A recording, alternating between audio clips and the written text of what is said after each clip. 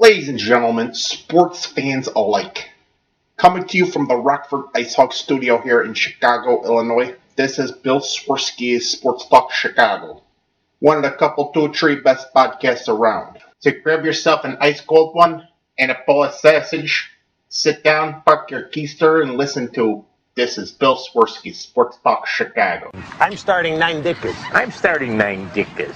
All right. Sounds like we need to make a side bet. Starts with a C, ends with an O, and in the middle is a cat. Ditka's hair follicles cure malaria. Ladies and gentlemen, the answer was the bear. Coach Ditka's hair could single-handedly cure our dependence on foreign oil. Bears 31 to -7. The Bears. He's a merciful Dick. The Bears.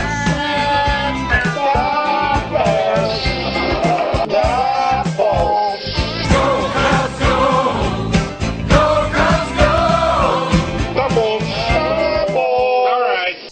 Please, this is a family show, my friend. No cursing. Yeah, that kind of language it belongs in the gutter, the speakeasy, and Coach Ditka's press conference. You know,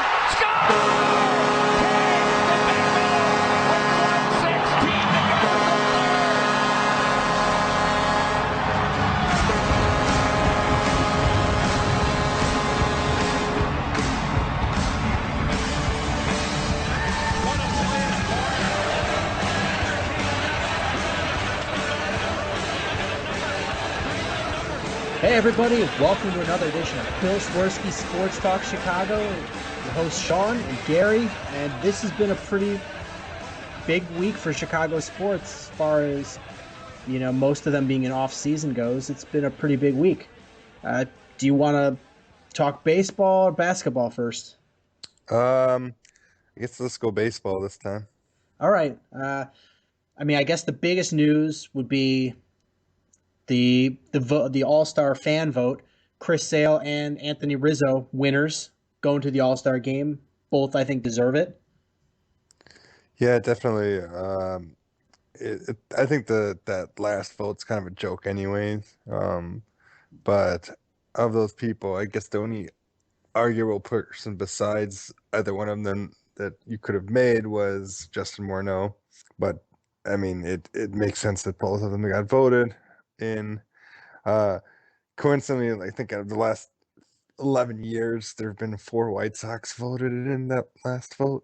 So, or no, is it 4 or 5? I'm not quite sure, but they definitely, every time there's a White Sox member in that last vote, they tend to win usually. Sorry, go on. I'm glad you brought this up because we were texting about this earlier. Is you're really, really against the fan vote in the All-Star game. And the way I look at it is it's the All-Star game. Star. It's who the fans want to see play. It doesn't mean who's having the best season. It's not the game of the player that's has the best whip or has the most home runs. It's the All-Star game. It's what the fans want to see. And if they want to vote Derek Jeter, even though he's batting like he should be on the Little Sisters of the Poor, then Derek Jeter should be on the team. It's who the fans want to see. Really, where would this game be without fan support? That being said, I don't disagree except for one caveat. I think that if you're making an actual decision on something that counts, such as which team has home field advantage in the World Series, that means the All-Star game counts for something. And if it counts for something, we should not be giving the fan the vote and enable him to put someone like Derek Jeter, though he's a Hall of Famer, he's surely not deserving this year. In the All-Star game, he should not be there. And if you want the fans to vote, for who gets in and who doesn't, that's fine. Then it should be an exhibition game. And a true exhibition game. Oh, I fully agree with you about the exhibition part. The All-Star game should be nothing but an exhibition. It's fun. There should be the hokiness. If the player like John Kruk, the year that he turned his helmet backwards and to bat against Randy Johnson, that was fun. You get to do these things that you can't do in a game. Wear your uniform weird or whatever you want to do because it's an exhibition. I really am not a fan of the winner determining the outcome of who has home field advantage, because that's silly to me, because it's putting somebody at an unfair advantage that that wasn't their fault. So when whoever makes the World Series and they're at the disadvantage, I mean, there should be But a some. team with the best record in the league should have home field advantage awards. There's like in every other sport. Yeah, and if you don't want to do that, you know what? Set a seventh game being neutral site. Have it played at Cooperstown, something like that. Something cool. Don't have it be a fan decided exhibition game. Be what determines who gets the home field advantage. I fully agree with you on that one, and luckily neither of our teams will be affected by this. Yeah. Yeah, I was gonna say it's one of many, many bad decisions that Bud Selig has made as the commissioner of Major League Baseball, and hopefully that's gonna end. That is going to end soon, thankfully. Um, but yeah, no, it's a joke. The All-Star game is a joke. The fact that it counts for something is a joke. Um, you know, if you don't want it to be like the Pro Bowl in football, then do something else besides what they've done. I mean, I'm fine with how a lot of the things are, and I'm fine with the fan vote. I really am. It's who the fans want to see. It's been a lot of fun with the hashtag vote Rizzo. That's been a lot of fun. It's suddenly fans have something to cheer about in a season when both of our teams have pretty much stunk. Which, by the way, was a lot better than Target Sale. That's true, and it's I mean, so it's been fun, and they had a cool thing that they did with it at least for Rizzo is they had an autographed Rizzo bat, and whoever voted via text was entered in a drawing to win the bat, and it's something fun that they can do and really promote the sport and let kids have a say in things that happen. And so it's a nice thing. I'm not against it. I agree with you where it shouldn't count for anything. There Sure. shouldn't be a real outcome to an exhibition game. That being said, don't you think it's weird that both teams had 3 players make the All-Star team? Well, Cubs sort of had three. Yeah, I mean, you still gotta look as they had 3. I mean, even if he's not playing, he still was elected to go. Yeah, I mean, So it's it's. I think both teams. I don't think anybody was not deserving of it. yeah, it's just weird because there's been years in the past, usually from our teams, that players are deserving of going and don't go because of some fan favorite or player favorite person from another team, specifically the Yankees or Dodgers or whatever. And it's just weird to see 3 players from each team go, and both teams suck. Yeah, I mean, and it was funny. Before you got on, I was just kind of looking over numbers. And do you know what kind of suckitude the Cubs and the Sox have been bringing over the last couple of seasons? Is going back to this point, actually, literally today's date in 2012, was the first day after the All Star game. So post All Star game 2012 to today, the White Sox and the Cubs are combined 105 games below 500. Yeah, but I mean, there's signs of hope. Oh, So there's definitely signs of hope. It just, you know, it it's it's it's a, it's it's a, awkward and weird to go back and think about how bad they are. how bad they've been. I mean, the Cubs have just been flat bad. The White Sox, I mean, I guess because they had 2012 was a pretty decent season overall for them. But they stand in real bad in Yeah, so 2012. they ended up they had a pretty good first half. They didn't have a very good second half. So I mean, over the past since the All Star Game 2012, the White Sox are 145 and 187. The Cubs are 134 and 197. Yeah, it sucks. Yeah, so it is what it is. I mean, you're right. There are signs of life, and Um, I think this All Star Game is proof of it. I mean, you've got young players that are in the ranks. It's not like these old guys that are actually having a good season. Um, you Besides know, Ramirez. okay, so you got Alexei Ramirez, but Jose Abreu, who's just coming into his prime, Chris Sale, who's still not in his prime yet, Anthony Rizzo, who's not in his prime, and Starlin Castro, not in his prime. And so these are all, for the most part, younger players that are coming up and doing a good job and representing their teams well. Sure, it's too bad the team's bullpens are so atrocious. You know, the White Sox would probably be in contention in the division if their bullpen wasn't as bad as it is. I mean, I've been saying that all along as well. It's their bullpen has been really bad, but they're really starting to slip. I mean, they're starting to slip a little bit, and the Tigers are starting to pick it up a notch because they're 12 games back from them in the loss column. Yeah, I mean, but So I mean, it's not a shocker. granted that they've lost a bunch of games because the bullpen's been atrocious, but right now you said it all along, and I guess I wasn't as fully on board, but Detroit is starting to run away with this division, Yeah. even from the Royals. Yeah, it's funny. Detroit doesn't. It kind of sucks because Detroit doesn't really scare as a dominant team. Yeah, but I mean, there's just I don't believe any team in that division can you know compete a full season with them. So, but there's always next year, right? Yeah, I mean, that's the hope. That's the hope for I think for both teams is the White Sox get healthier bullpen back, and um, the Cubs have another year under the belt with the young kids and start bringing people up, and it's the season has been just kind of a get through it. Yeah. I think that with the White Sox, it will really depend on how much they want to spend between this year and next year. If they decide to, I mean, they'll have money available. If they do that, then they could.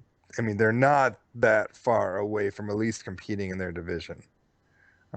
They get one or two more starters. They get a few bullpen guys, and maybe a left fielder, um, and they're right there.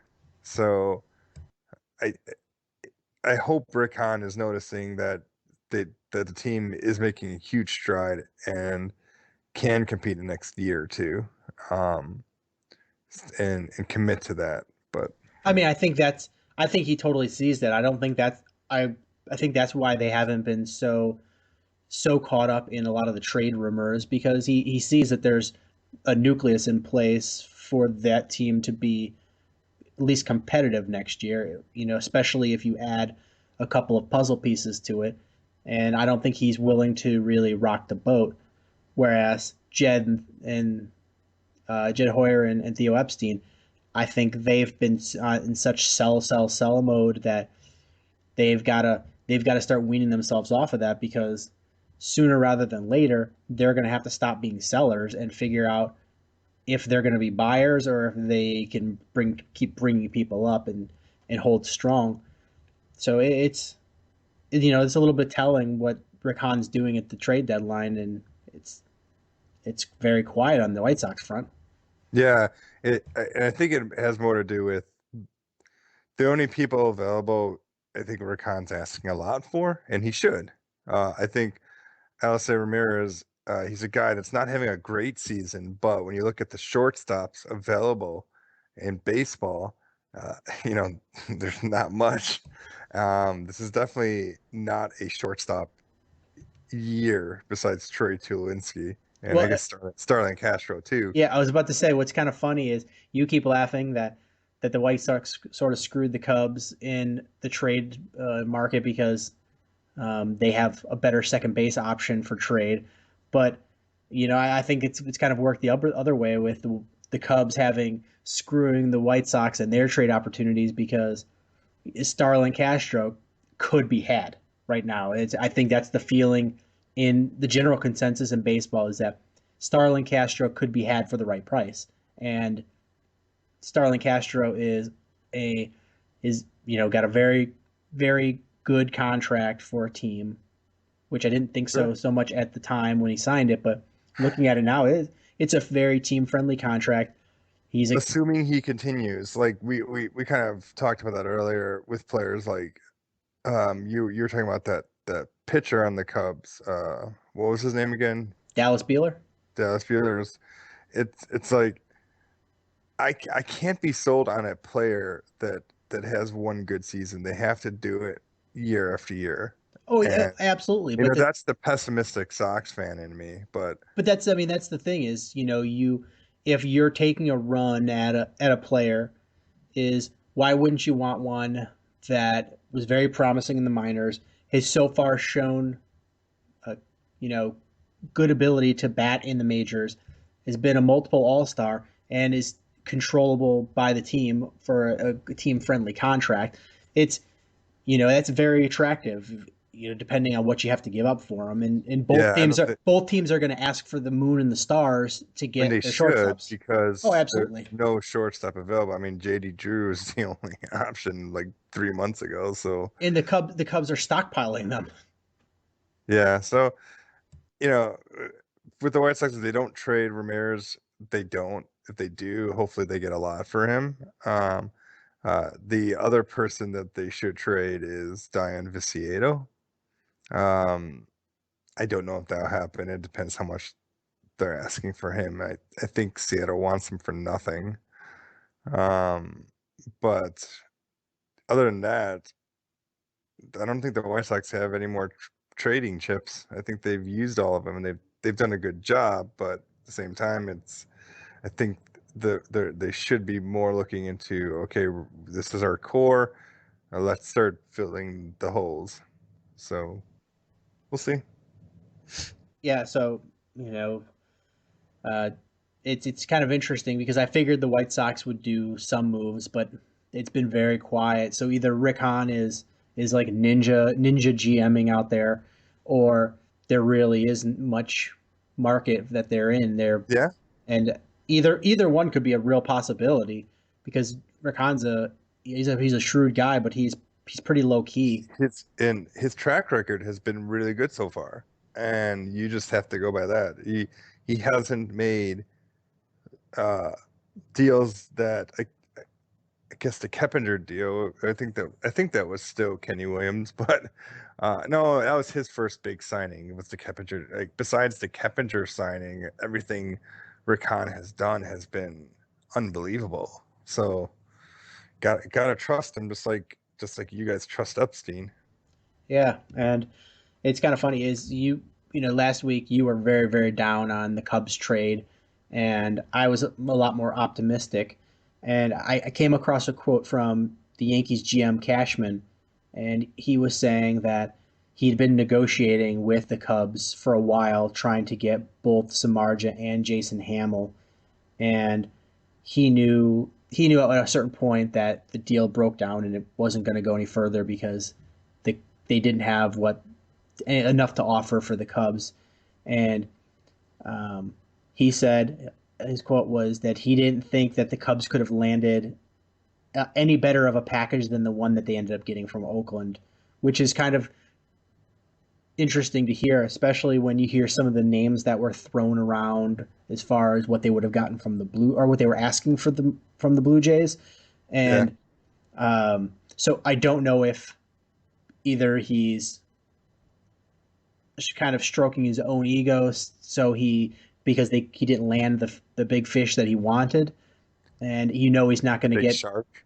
yeah, and he's not going to get David Price from a division opponent, so he sort of struck out there, and the Yankees are floundering, so maybe he's trying to stroke his ego, saying that was a really great deal, but maybe there's he had better insight of what teams were actually legitimately willing to part with, and the Cubs did take the best Maybe, route. And but I still think if they would have waited closer to trade deadline, they probably could have gotten more.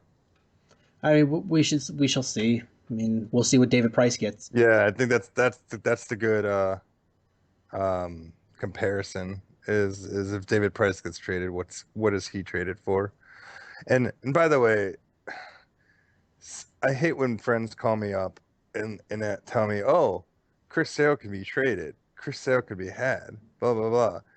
And I basically scratched my Mike Trout could be traded too, but yeah. he's not going to be. But I try to reason with them and say, why in the world would the White Sox trade Chris Sale, even if it's for, like, let's say 4 of a team's top 10 prospects? Why would they do that at this point? Because they're just prospects. You have a guy who's 25. He signed till he's going to be 31. He won't get paid more than $10 million a season until 2018. He is arguably one of the top 2 or 3 best pitchers in baseball. Why would you trade that unless a team is offering their top 10 prospects? Like something ridiculous like that. You know what it is I've heard it on, I listen to sports radio in my car when I'm driving to work and driving around, and You drive to work? I walk. yeah, thanks, Gary. Way to rub it in. I wear jeans and a t-shirt to work. I at least get that. So do I. But So, I've heard on both of the stations. I'm not going to acknowledge the 87.7 the game because that's a terrible station, but the 2 other stations. I'm kind of like the fact that Harry and Jared Payton. This show is awful. I can't listen to it. You know what? They're all bad. They're all bad, but I kind of like the fact that Harry is back. Like, I miss the Macchiaco and Harry. Yeah, I liked it when they were those guys were together because they sort of put a gag on him a little bit. But when he's the leader of it, you're like, ugh, But whatever. But what I was saying is that you have both multiple shows on both of the other stations have talked about how you could trade Chris Sale because this team is several years away, and you could trade him for prospects but it's stupid. It doesn't make any sense. And so a couple things. One, in their division, they're not several years away. They're a year or 2 away because their division isn't great. Yeah, and that's the great thing about sports is you don't have to be the best team in sports. You just have to be the best team in your division. And then once you make it to the playoffs, then it's a whole new ball game. Yep. And second, people are saying, oh, he could get injured. And basically, anyone, Avisar Garcia got injured. No one was expecting that freak accident. Anything can happen. And it's just, why in the world would you trade someone? Like, if they were paying him $20 million a year, that's different. Even 15, even 10. I mean, by that logic, the Bulls should have traded Derrick Rose before he got injured. Oh yeah. But they weren't going to do it. Maybe the Bulls should have traded Michael Jordan because he could have got injured. Like, it's stupid. Anybody can get injured. It doesn't. There's nobody on earth that can't. They can't not get injured. It just doesn't make any sense. So if you're worried, yeah, I granted pitchers, you're always looking for that one clue that's going to tell you, are the mechanics going to make it so they tear their rotator cuff? You know what? In this day and age of baseball, everybody's going to have Tommy John surgery. Yeah. It's going to happen, and then it's whether or not you have that second Tommy John surgery. You sign contracts to adjust for that, and that's why you sign pitchers to long-term contracts, because you want to make sure you get a good portion of those years, with them throwing for you. And that being said, when a pitcher like Chris Sale comes along, doesn't come along very often. You maybe have 2 or 3 of those guys pitching in the league at a time. And because there's so few of them, you have to really, and there's still enough to sign the contract that he signed on top of that. When you look at the other pitchers, like, for example, who is the compared pitcher to Chris Sale right now? I don't know. Clayton Kershaw first comes to my mind. That's not a bad name. How much does Clayton Kershaw make in a year? A lot. Like 25, 30? No, is it 25 or $30 million? It's something up there. Okay. Chris Sale is getting what, 6? It's almost it. I always tell people it's the second worst contract in baseball. Evan Longoria's being the worst. Evan Longoria did sign a really stupid team-friendly deal. So Hey, Gary, hold on, pause you for 1 second. I'm getting feedback on my end. I can hear me myself. okay, I don't know if you have headphones or if you could turn the volume no, down. I'm not even on. I'm just talking to you through my phone. Oh, you're on the phone? Yeah. Oh, okay. Um, okay. I'll By just the try. way, did Yeah, you know Henry Burr still plays football? in Canada? Yeah. Okay. Yeah, anybody can play. You can play till you're 100 in Canada. So, So but yeah, I mean, or injuries can happen to anybody, and people have been for years now have been looking at the situation where you can find this, the I don't know whatever the key is to determining whether a pitcher is going to be injured or not, and it doesn't really exist. I mean, like what guy did they say had the perfect mechanics and was never going to have arm your injuries? boy, Mark Pryor. And what happened to Mark Pryor? arm injury. He just retired, but he was he had phenomenal stuff, and then he got injured and never That was could. the running gag with Cubs fans, is that they were so animate about how Mark Pryor's perfect mechanics. You kept on hearing it over and over again, but that doesn't mean you can't still get injured. And No, and I mean it's that's the thing is that was a school of thought for a while, and that is there was a school of thought that if you had these really good mechanics, that it would really minimize your chance of having a serious arm injury, and it's just not the case. I mean, but now they realize if you throw a ton of innings at a young age, you're more susceptible to it.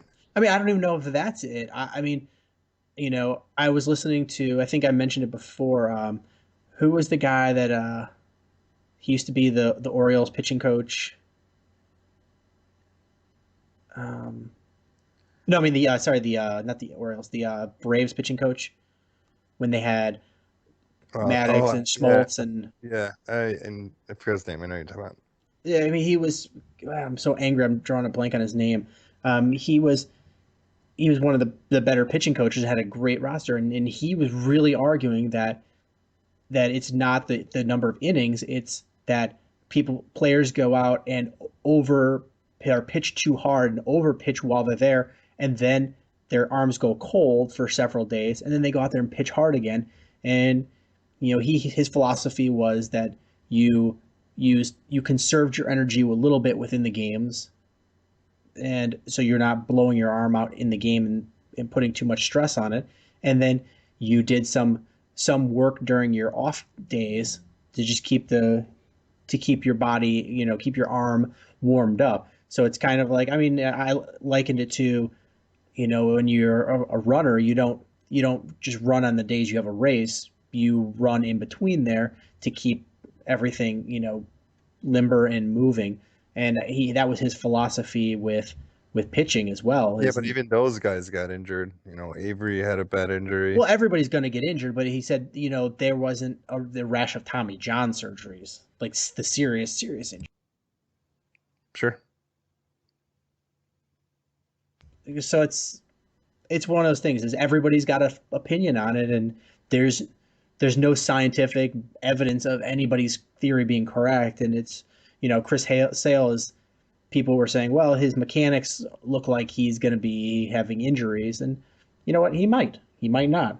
You never know. Randy Johnson didn't have the best mechanics, and he went out there and just threw like he was a mule. Killed birds and all. Yeah, and he had a pretty healthy arm for a long time. Yeah. And then you've got, the Tanaka, who's probably going to have Tommy John surgery now. You think he's going to? I don't know. I haven't read enough about it. I heard or I read a quick bit about it that they said that he might have to have Tommy John. They're still evaluating. Yeah. Yeah. I know he's off for 4 to 6 weeks, but that whole situation sucks. You probably are breathing a sigh of relief with that. No, I mean, because you know what? You come back and That's what happens is you Yeah, with the amount of money they're paying him, though. they're paying him a ton of money, but you know what? That's no sweat off the Yankees back. I mean, it would suck for the Cubs, but the thing is you know what would happen if the Cubs signed him is he would go out with the surgery, and the Cubs would really stink, and he'd get a better draft pick, and then they would when they were by the time he came back, you'd be a much better team. Speaking of draft picks and transitioning, uh, I'm happy and shocked at the same time that the White Sox signed Rodon. Yeah, that's got to be a big reliever to you. And Leo Mazzoni. That's who I was thinking of. Oh yeah, yeah. Yeah, they just finally came to me. Sorry, go ahead. So yeah, Rondon signed and It's funny because I think the slotted number for him was like $5.5 million. He ended up signing for 6.4. And it's one of those things where I actually think that if this is your guy, they want the little extra money. It's so little, you might as well give it to them. So I'm just happy it's over with, and let's see this guy hopefully not suck in the minors. I mean he was really starting to concern me that he was not going to sign by the deadline, and that you were going to lose out on that guy, and that would have been really terrible because you already have the kid that was the first overall pick that they're worried about, him not making it, and then you have your guy if he doesn't sign losing him, and so it's the baseball draft is such a crapshoot. Yeah, and I think Mark Capel's kind of good indication that holding out isn't always the best thing in the world. So I'm just happy that he signed. He's in the ball club for the next 7 years, hopefully. And hopefully he turns out to be a Chris Sale rather than like a Brian Taylor, that guy from the Yeah. Yankees that they gave him a ton of money and he was the next can't miss pitching prospect. And I don't even know if he ever played for the Yankees. Yeah, no, hopefully. That'd be good to have yet another left-handed pitcher on the team. Uh, With Quintana and Banks and Sale, one more doesn't hurt. yeah. But I mean, another bit of White Sox news is I heard that Avi Garcia has been cleared to resume baseball activities. Yep, which So is that's good. I think if this season is a wash, getting him up and getting him at bats as much as possible this year will only benefit for the future. Yep. So At bats is the key. I mean, I think even if not physically, mentally, I think it's really important because if you come out next season and you're a guy that's been missed an entire basically an entire season due to an injury, and then suddenly you go up there, there's a lot of rust and there's a lot of nervous energy. Can I do this? And Sure. I think coming up there and taking your lumps and taking your swings at the end of a season, then by the time you come back for spring training, you've shaken all of that off and you're ready to go. I think, even if you platoon him out there, situationally put him, DH him, just to get him out there and So having you're at saying, bats. so just to make this clear, you're saying platoon him with Diaza and Viciedo. I mean, you don't have to. I mean, by the time he's ready to resume baseball, there's a good possibility that the White Sox are really they're that, or they're really out of it, and no sense in throwing him into the deep end. Just letting him come in and Sure. step in, dip his toes in first before he dives in. Okay, it'll be interesting because to see, Abreu do what he's doing, imagine if he had someone like Garcia kind of batting after him or like somewhere near him in the lineup to kind of protect him. It's kind of, as a Sox fan, I'm kind of intrigued about what Abreu is going to do next year. Yeah, I mean, it's definitely something really interesting is because if he's get some protection in the lineup, that you start, I mean, I guess they're never going to pitch straight to Abreu just because of that raw power he's got, but the guys around him are going to start getting better pitches. Yeah. So maybe Abreu doesn't. They're going to try to still pitch him around him a little bit, but everybody else is going to have the opportunity to be able to see better pitches, and you put better players around that. And suddenly you're putting up a lot of runs on the board. Yeah, I mean he has some interesting stats. He's an AL leader in in almost every category, and he's got nothing around him. I guess Gillespie is near him, and he's having a pretty good year. But other than that, it's pretty amazing what he's doing, and just to get some added help, it's exciting to see. Yeah, I mean it'll be really interesting because I mean Gillespie is having a good season, but it's I don't think any team is fearful of pitching to him. If you add another bat that comes, either Garcia comes back and has a really good season, or you add another bat in the off season, that just makes your lineup that more potent because Yeah, Abreu was just clobbering balls.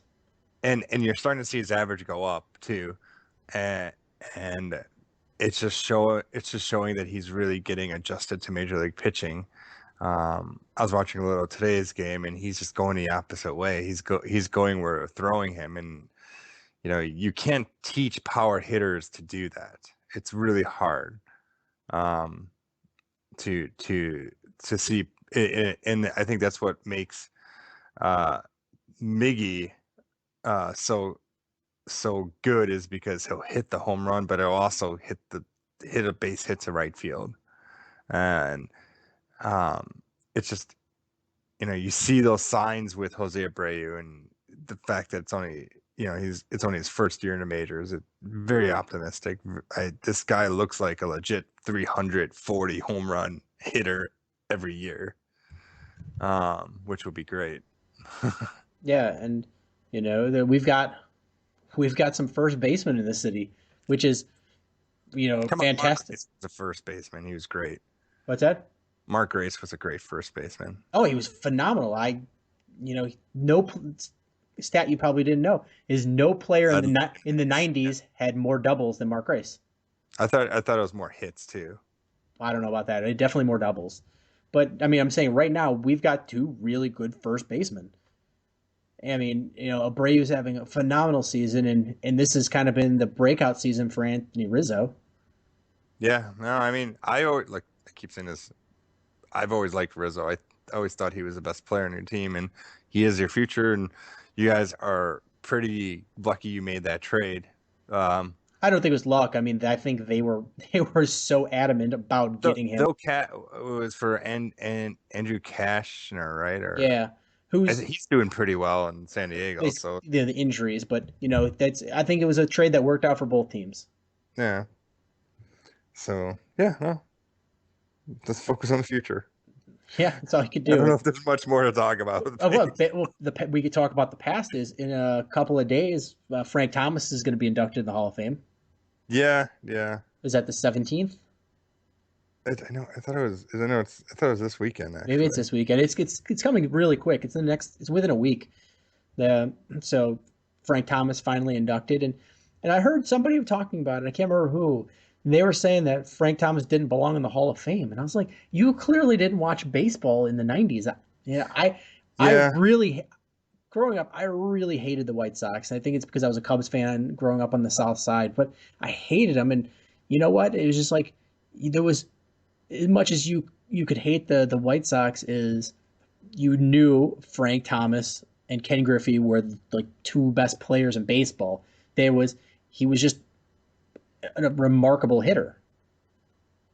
Yeah, the Hall of Fame. The first problem with the Hall of Fame, um, fundamentally, is that baseball writers vote in who goes, and there's something really wrong with that. I do not think baseball writers who are biased people um, uh, should have the right to vote. Like how Robbie Alomar could be voted to the Hall, even though he was on this phantom report that came out in 2003, but yet other players who were on this phantom report weren't voted because they were on this report. Doesn't make any sense to me. And the whole steroid saga, it's like they really picked and chose who they felt took steroids and who they didn't. if you look at players in the late 90s, you know, they didn't think Thomas took steroids. They didn't think Cal Ripken took steroids. They didn't think Tony Gwynn took steroids. But they thought like some of their teammates did, you know, just like particularly Ripken, like every other one of his teammates took steroids except for him, you know. And I just think that um, it's just like really you should have a committee of people that are designed just to do that, to vote players in, as opposed to giving a baseball writer the opportunity to do that because they're extremely biased. You know, Again, though, I've sort of flip flopped this in my lifetime. It's the Hall of Fame, not the Hall of the best players.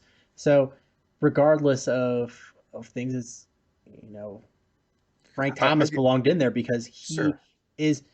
You probably get annoyed by hearing this, but the White Sox are a small market team playing in a big city, and they they don't have the national interest that the top teams do, and whether that's deserved or not, it's sort of the way it is. And Frank Thomas really transcended that. He was a major superstar that played on the White Sox.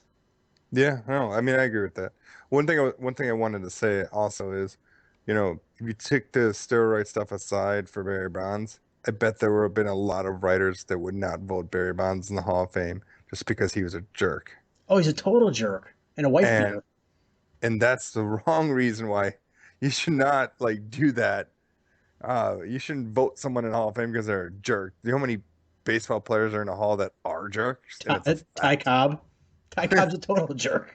Mickey Mantle. I mean, Reggie Jackson. I mean, the list goes on. Joe Morgan. Joe Morgan's an idiot and a jerk. Yeah. So I don't want to call people dumb, but when you make some of the statements that he's made. Well, when you say that Ryan Sandberg doesn't belong in the Hall of Fame, when he had better stats than you in many Yeah. respects, that's silly. Yeah. So I mean, you know, the way I see the Hall of Fame is if you were one of the best players in the era that you played in, regardless of length, like if it was, I mean, there has to be some length, like a good 5 to 8 years. But if you were the best player in like a 5 to 8 year period, you should get some recognition. Um, and you know, the name that I always talk about is everyone's like, oh yeah, he should be in the Hall. But if you look at his overall stats, he shouldn't. But if you know anything about baseball, you know that yeah, this guy was one of the best hitters of his era. This Kirby Puckett. How could Kirby Puckett not be in the Hall of Fame? His career was ended short. And by the way, he's a wife beater too. Yeah, Was. I think that's part of the reason. Um, but I mean, you look at his stats and you say this guy from the time he played, he was one of the top players, and he deserves Hall of Fame recognition. Um, then you look at someone who, like, you know, um, Craig Biggio, who has what people consider Hall of Fame stats. He also played for 20 plus years. Does he deserve to be in the Hall? I think if you're opening up the Hall to players like Jim Rice and your boy Ron Santo, Who and got voted in by a group of his a peers, committee, yeah, committee of his peers. and Andre Dawson, and if you're going that level, which is going back to what you said before, Hall of the really good players. If you're doing that, then you know Biggio deserves to be in easily. And I thought Biggio deserved to be in. yeah, I mean, Is he in the upper echelon of the Joe DiMaggios and the Babe Ruths? No, but was he a but damn fine baseball player sure, that did a lot for the sport and was a beloved guy and a superstar in his era? Yeah, absolutely. sure. So it should be the Hall of Very Good Players. I think it's Hall of Fame. He was the one of the famous guys during his era. He was one of the big names. I've been to Cooperstown only once, and I had a blast. Part of the reason was it wasn't all going through and seeing the plaques and going, oh, this guy was the best power hitting shortstop ever. But it was seeing some of the cool stuff in the the exhibits. Like I saw the actual Shawnometer.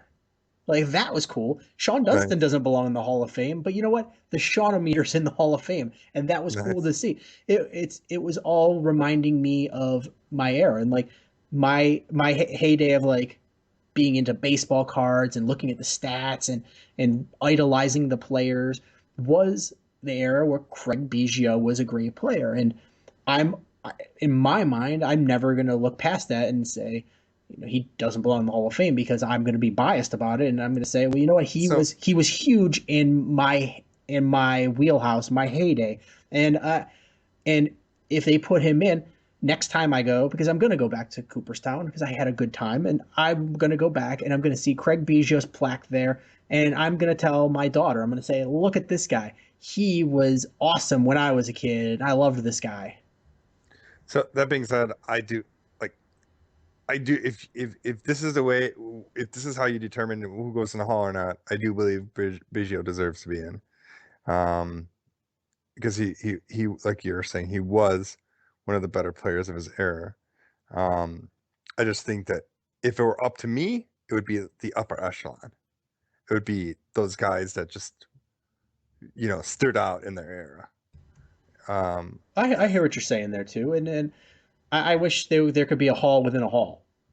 yeah, That would be something cool. Is that like every 10 years they went through and a secret skulls type meeting had they were like these who guys were like the guys yeah like ooh, versus yeah versus versus this. I know Andre Dawson is not. You can't compare him with Babe Ruth. You can't compare him with Ted Williams. I know that, but you know what? He look at the take a snapshot of his era and the people doing in the Wrigley Field outfield bowing down to him, Swami. sure.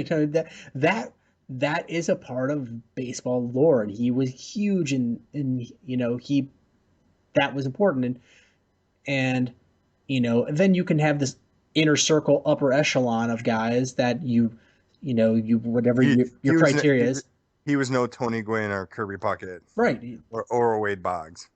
He was not a Wade Boggs, and that's but then you say, all right, well, is Wade Boggs part of that upper echelon? Probably not. Is Tony Gwynn part of that upper echelon? Yes. Why would you assume Wade Boggs isn't? I'm just curious because you look at what Wade Boggs did in the '80s, and you have to be like, wow, this guy is a stud. I mean, because he was, I don't know, maybe I just never saw him as the whole package. Well, I mean so for me, I guess my argument to that is, um, the whole package is a rare thing in baseball. Um, I think someone would say Tony Gwynn never hit a lot of home runs. Is he the whole package? Yeah, but just the sheer awesomeness of his numbers, you know. I I mean, look at Boggs in the '80s. They're very comparable. Those two guys were just well, such great hitters. yeah, I mean he had a good stretch there, but then the latter half of his career was pretty good, but Sure, but that's going back to what I was saying before, like a 5 to 8 year span. From '80, and I'm not trying to disagree with you, even though I kind of do. Um, from '83 till '91, Boggs was quite arguably the best hitter in the American League. So that's a pretty good stretch. yeah, I just I guess my bias comes in where He was a Red Sox player. Come on, well, I mean, and then and then he, I'm not gonna lie, is for a long time Red Sox are my American League team because I didn't like the White Sox. I was like, well, I'm gonna root for the team that's a different color Sox. But I just when you're a kid, I guess you look at stolen bases and home runs, and he couldn't do either one of those things. I yeah, mean, look, no, I mean, for he averaged for a career, you know, uh, single digit home runs. I mean, he only twice had double digit home runs. That's no power. He had no power at all. I mean, you luck sometimes to get 5 home runs, and Darwin Barney's going to get 5 home runs. So it's and he didn't. I think the most stolen bases he ever yeah, had in a season was 3. So it's Yeah, he was a solid third baseman, and he was a double machine. oh, absolutely. And and it's kind of funny is because if he would have played for the Cubs, I think it would have been different in my eyes because Mark Grace was a guy who didn't have any power, and he was a really great fielding first baseman and good average, good eye, and could knock the crap out of some doubles. And I really liked Mark Grace. I mean, until I realized that he enjoyed his grandpa's medicine too much. But but I mean, whereas a guy like Ricky Henderson, like he blew my mind. I was like, oh my god, Ricky Henderson, because he could Yeah, go out then there. where does Tim Raines fall in your perspective then? He should be much higher than he is, but I just hated the Expos. I always hated the Expos. And then we went to the White Sox, and I was like, I hate the White Sox too. So he was always that guy that I should have liked, but I didn't. He was my favorite player growing up. But I liked Ricky Henderson so much, and the image of him holding that base up after he stole it, and there was the record. I was like, man, that guy's awesome. But there's just these biases you have as a kid because you don't know any better, Yeah. and those go into everybody. It's all these sports writers that are writing about Hall of Fame is they've all got their biases and judgments when they're voting on current players or when they're evaluating versus previous players because you're never going to think the player today is as good as somebody that you idolized as a kid. And it's true. I disagree with that. I think Miguel Cabrera and Mike Trout are probably better than 90% of the people we idolized as kids. Well, I know, but if you're saying like, all right, somebody said, oh, you have a young kid come up to you who never saw any of these older games because kids nowadays only know things that happened 10 minutes ago and sooner. Are you referring to the Kobe Bryant fans who think that Kobe Bryant is better than Michael Jordan? Well, they're a similar mindset. But if they came up to him like, Frank Thomas, that guy was fat. Mike Trout is way better than Frank Thomas. Yeah. You'd He be could like, be. He's not could right be. now. But you could be like, oh, come on, kid. You didn't see the terror that he struck in pitchers' hearts and they're in this block of time. Force 80 on base percentage. The guy was like, it was sheer luck that you got him out. So, Yeah, because even when you outpitched him, he would still manage to do the ever famous Hawkism, a duck snort. yeah.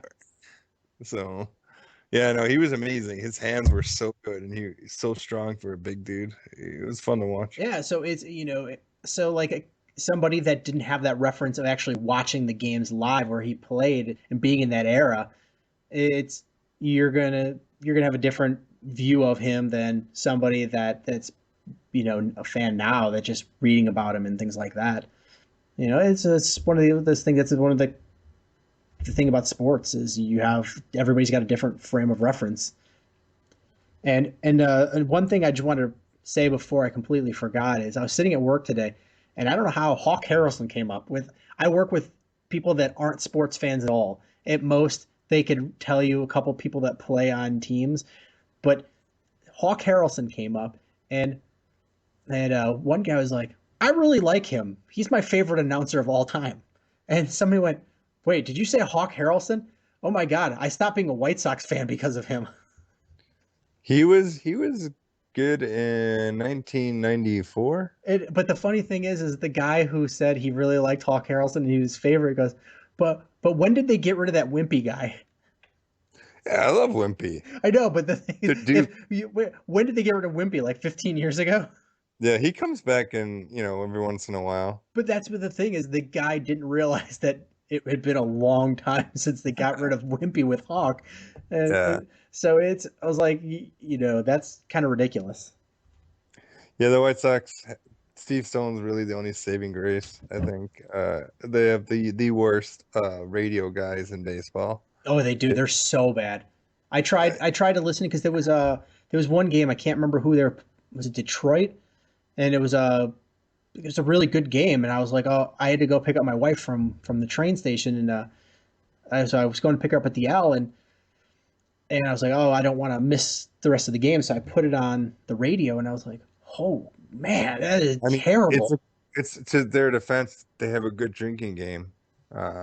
How many times they sit at Farmer says a home run here makes it a a one run ball game. A home run here ties it up. A long one here. If he ever makes a comment of a home run or a long one, It's it's true. like It's so true. That game, like he was like, what the Sox are tied here, and if one home run and they're in their lead, and I was like, are you kidding me? Thanks for the algebra, or the arithmetic lesson, jerk. yeah, he's so bad. It's just horrible. I miss John Rooney every single day. Um, John Rooney was one of the better announcers in baseball, and after the World Series, he went to the Cardinals and called another World Series in '06. And Boo, boo, yeah, boo, boo, Cardinals, boo. but Rooney, I mean, he had a really good voice, and he called the game really well. He like everything about it I liked. So I definitely missed that. And with Hawk, there was a time when Hawk was, I mean, the one thing he has, and as much as everyone who hates Hawk will deny this, he knows a lot about the history of the game. Yeah, but you Uh, know what? The game has passed him but by. but the fact still remains, he's in his 80s, and he's gone from a funny uh uh play-by-play guy who had all these hawkisms that everyone seemed to like, kind of like the old Stacey Keene, to a homer uh getting You too can put me emotionally on the involved. board. I mean, think about his hawkisms are great. I mean, Chris Berman messed one up in the home run contest in '03, but you can put in a board gone. It's great. But I mean, duck snort, can of corn, uh, hunker back, sit it down, or like all these like weird things that he's come up with, and they're corny and they work. But Uh, the game has passed him by. I mean, yeah, he's in his 80s. he's still talking about the White Sox should bring back AJ Przinsky. Like, what? You're crazy. That guy is a like they probably got they got to get rid of Flowers. What else are they gonna do? I'm not. I AJ don't. Przinsky is a guy that the reason they got rid of him, completely got rid of him on the Red Sox is, well, he couldn't hit it all, but instead of just eating the cost and keeping him on the team, other players hated him. They hated him. Other players said that they wanted him off the team, so that's why he had to go. Yeah, but the thing about that is, for some reason, he clicks with the White Sox. And he is still, as bad as the season he's having, he's still better than Tyler Flowers. And the White Sox don't have much, unless you're going to commit to Nieto, and he's still not. Nieto's still a little young. So I don't know what the White Sox are going to do with catching. That's one of the big holes they have to fill. A lot of teams have to fill the catching hole. It's a hard one because I don't care if I just want someone consistent. I don't care. Like I who who was I don't know. I don't know if it was you or someone else I was talking to about like the thing with catchers going forward. I think it was a coworker, where catch the day of having a full time catcher is kind of ending, and or the era of that. yeah, it's You're like gonna having one see running back. you're gonna see yeah you're gonna see more and more teams platooning catchers, which I'm actually fine because the less at bats Tyler Flowers gets, the better.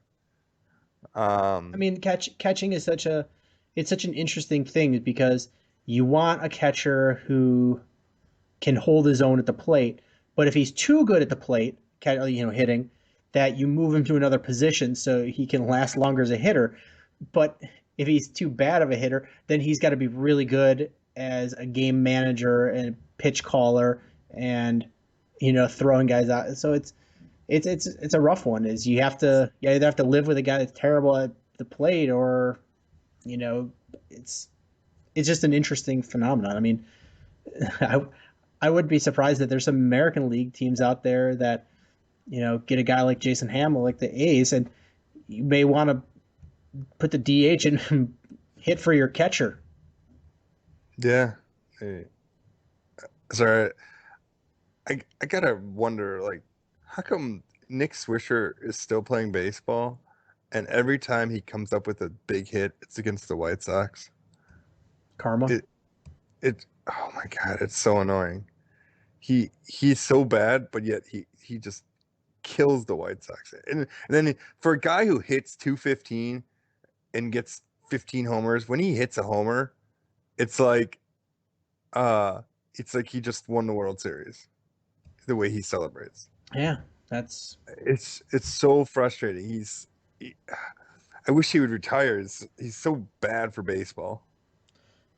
So I want to talk about the Cubs a little bit. We talked about the trade last week, and it's interesting thinking about it. Is the Cubs have three really good shortstop prospects. And Starlin Castro is already at the game.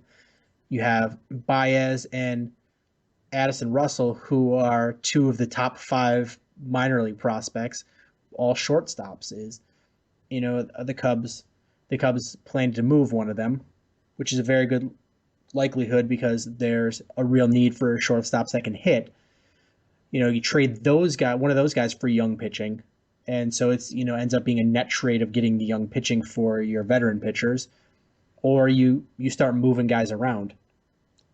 So the one problem with that is if you're trading a prospect for young pitching, it's probably going to be like a one-to-one trade. It's not going to be, trading a guy for like 4 potential prospects. Well, they wouldn't do it now. I don't think they would do it once he got into the majors. Yeah, but what if those guys are great? What do you do? I don't know. I mean, it's an odd situation to be in because they're starting to click on so many of these. It's a good position to be in because you're starting to click on so many prospects are starting to come through that you don't know where to put these guys. I mean, Bryant he's being almost too good to believe, and you move up Alcantara this week because Darwin Barney's wife had a baby, and he had a bad first game, but the next 2 games really good. He's batting .385. And that was after an 0 for 4 start. So if you take that game out of it, and he's 5 of 9, and with a double and a triple, and 3 RBIs and 3 runs. That's a pretty good 2-game stretch for you being 2 of your first 3 games. And he did some good things in the field. So you've got somebody good at second base already. You've got your cornerstone at first base, third base. Chris Bryant is, he's being a team player, but everything he said is hinted that he wants to stay at third base. You've got 3 prospects at short, and then you start having to plug in outfield spots. And you've got actual outfield prospects there. So do you move Alcantara to center field and then move one of Bryant or Baez? Baez or Russell to second base. I mean, but it's a good position to be in if you have too many players. Sure. It's a good position to be in if you're looking like if you don't have a timeline to get to become a contender. I think there's where I kind of question it. It's like it's a good position to be in, but if you're in the same position 3-4 years from now, then you're not in a good position. Oh, absolutely. But it's shaping up to not be that situation. I mean, Alcantara is they originally said he's getting 2 games until Barney comes back, but suddenly after he had some good games already, they go, well, maybe we'll keep him through for another week. That's already a good situation for the Cubs because you're not really having a drop off in fielding at second base, and you actually have a bat. Even if he has struggles, he's not going to struggle as bad as Darwin Barney, who's batting a cool, clean .224. So sure. I mean, I don't disagree with bringing him up and seeing what he can do now. I think they should bring all of them up, to be honest, but I get why they're not. Yeah. I think that like So my viewpoint has always been, and it still is, rebuilding the farm system is great, but you have to draw a line at some point and build for the now instead of build for the future. Oh yeah, and I was saying that That's going to be. and I said that earlier in the show. I said that that Jed and Theo are going to at some point have to really control that urge to want to be selling current players for prospects that they're drooling about, and you're always going to have that sense of, oh my god, I love that guy in the minors that the other team has. What do I have to do to get him? And those guys are always thinking that way, and they're starting to have to cool those jets. And I think it's smart to not make another trade unless you can trade off just a terrible piece that's definitely not your future. Like you can get rid of a Bonifacio, or you can get rid of a Darwin Barney, or Ruggiano.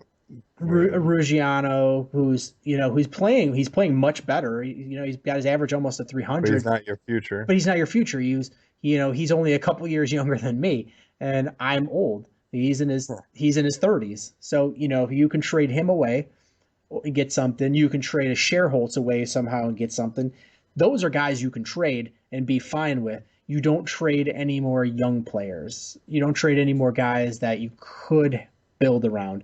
So they should be done as far as those trades, and I think that they're going to be done. I don't think they'll make any more moves really. I think it depends how quickly they feel like they can compete. I think that's a big.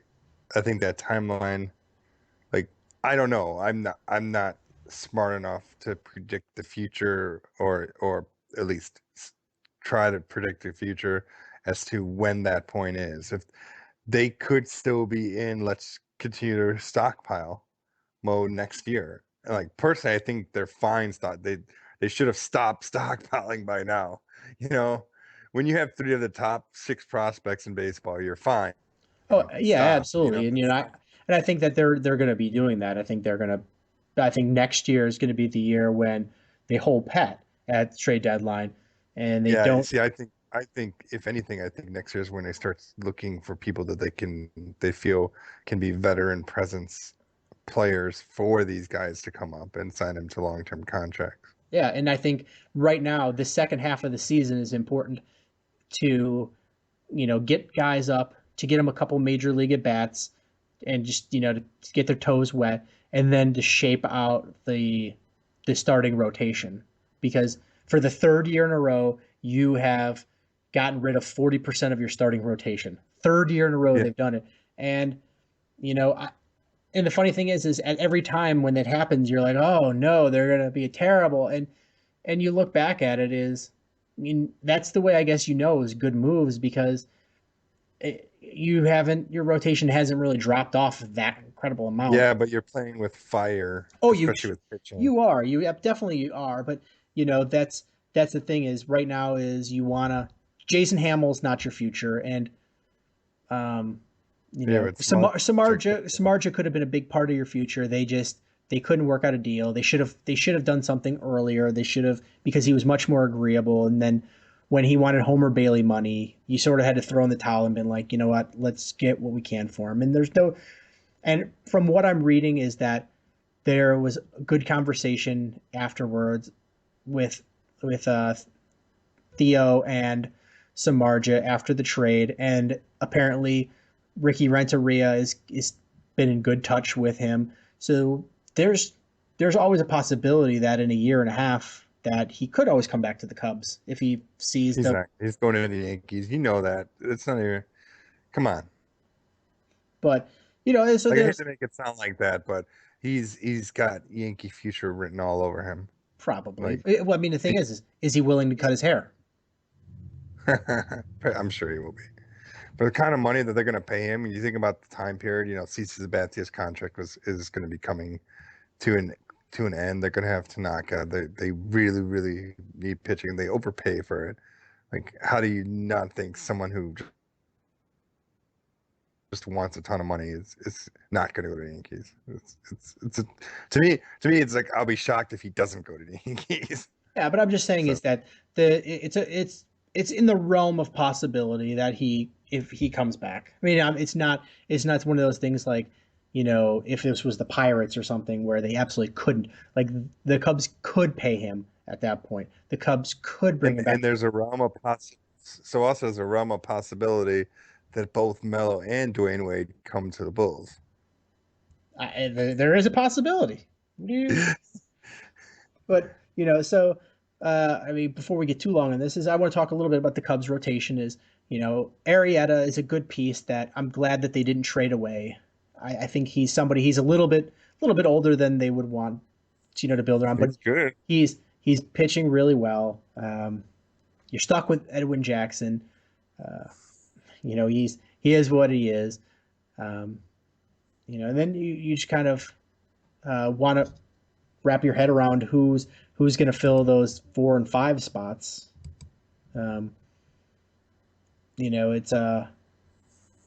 It's Travis Wood, Edwin Jackson, and Jake Arrieta are your top 3, and then they've already had Dallas Beeler pitch twice, and the first game was a great game.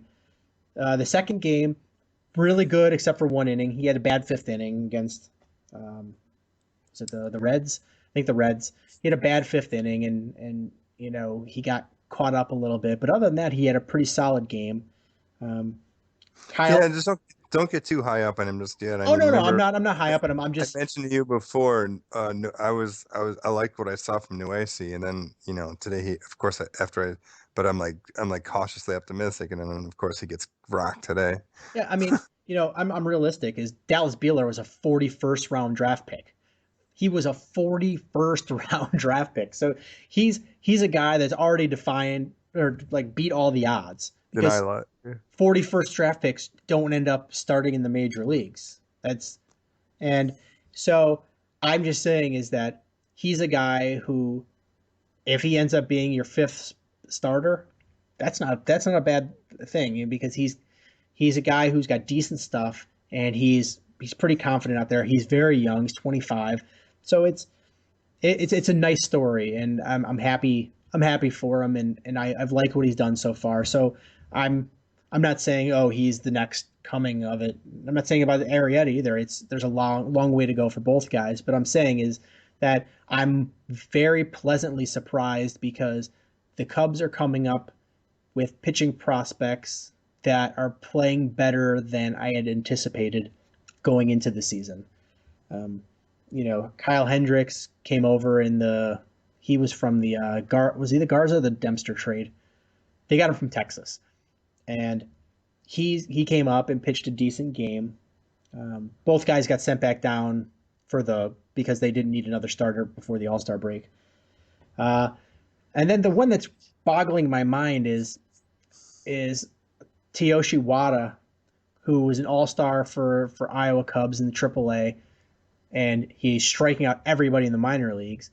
But people are like, Wada could be a big thing for the Cubs. And it's kind of silly because he's in his 30s already.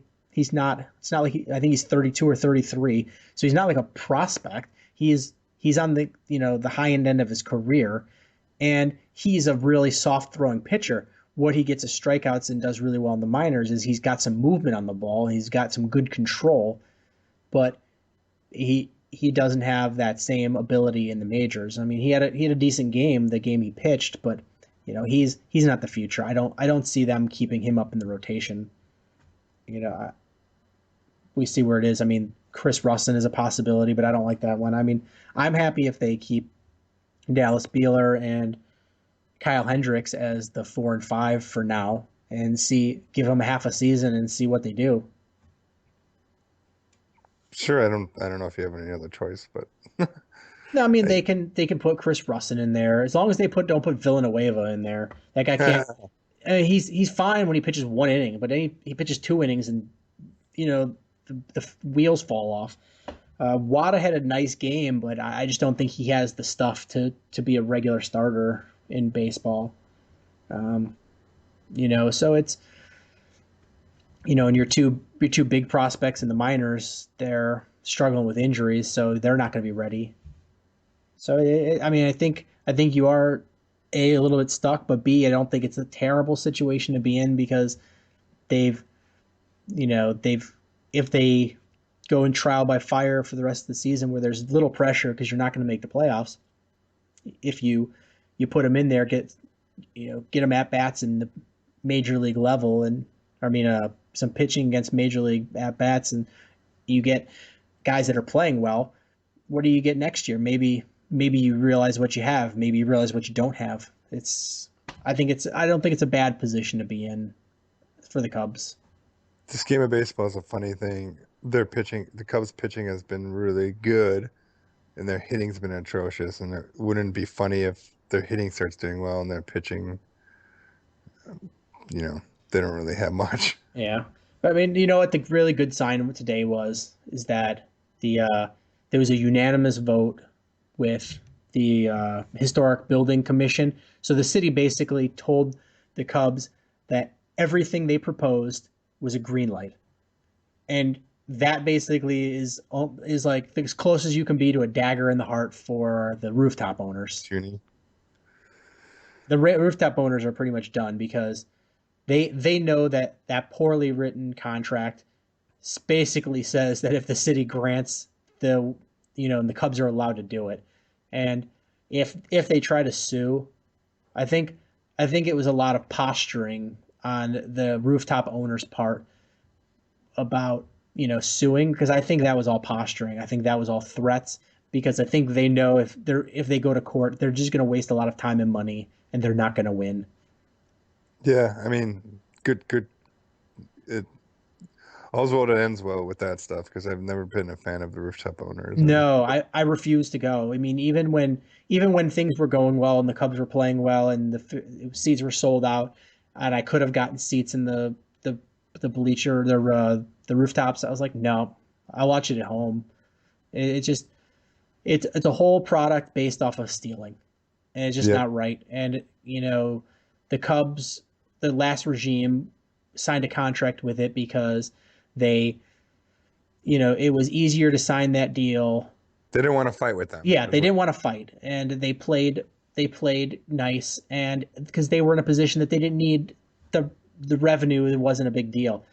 But now the Cubs' new ownership are in a different situation where they need that revenue stream, and they're redoing Wrigley Field. They need those added revenues, and they want the ballpark how they want the ballpark. And the funny thing is when they pitched this whole idea, and their idea for adding these 7 really big signs is there's only one rooftop that has stadium that is not going to have its view obstructed, and it's the one that the Cubs are partial owners on. Nice. So that makes sense. So if nothing else, is the Cubs are definitely being vindictive in this, because they were tired of playing around, and the rooftop owners should have been smart, and they should have accepted the first deal, because this is what's happened is the Cubs said, this is what we want to do. And the rooftop owners pitched a fit and said, no, this is what we'll accept. And the Cubs and the rooftop owners negotiated.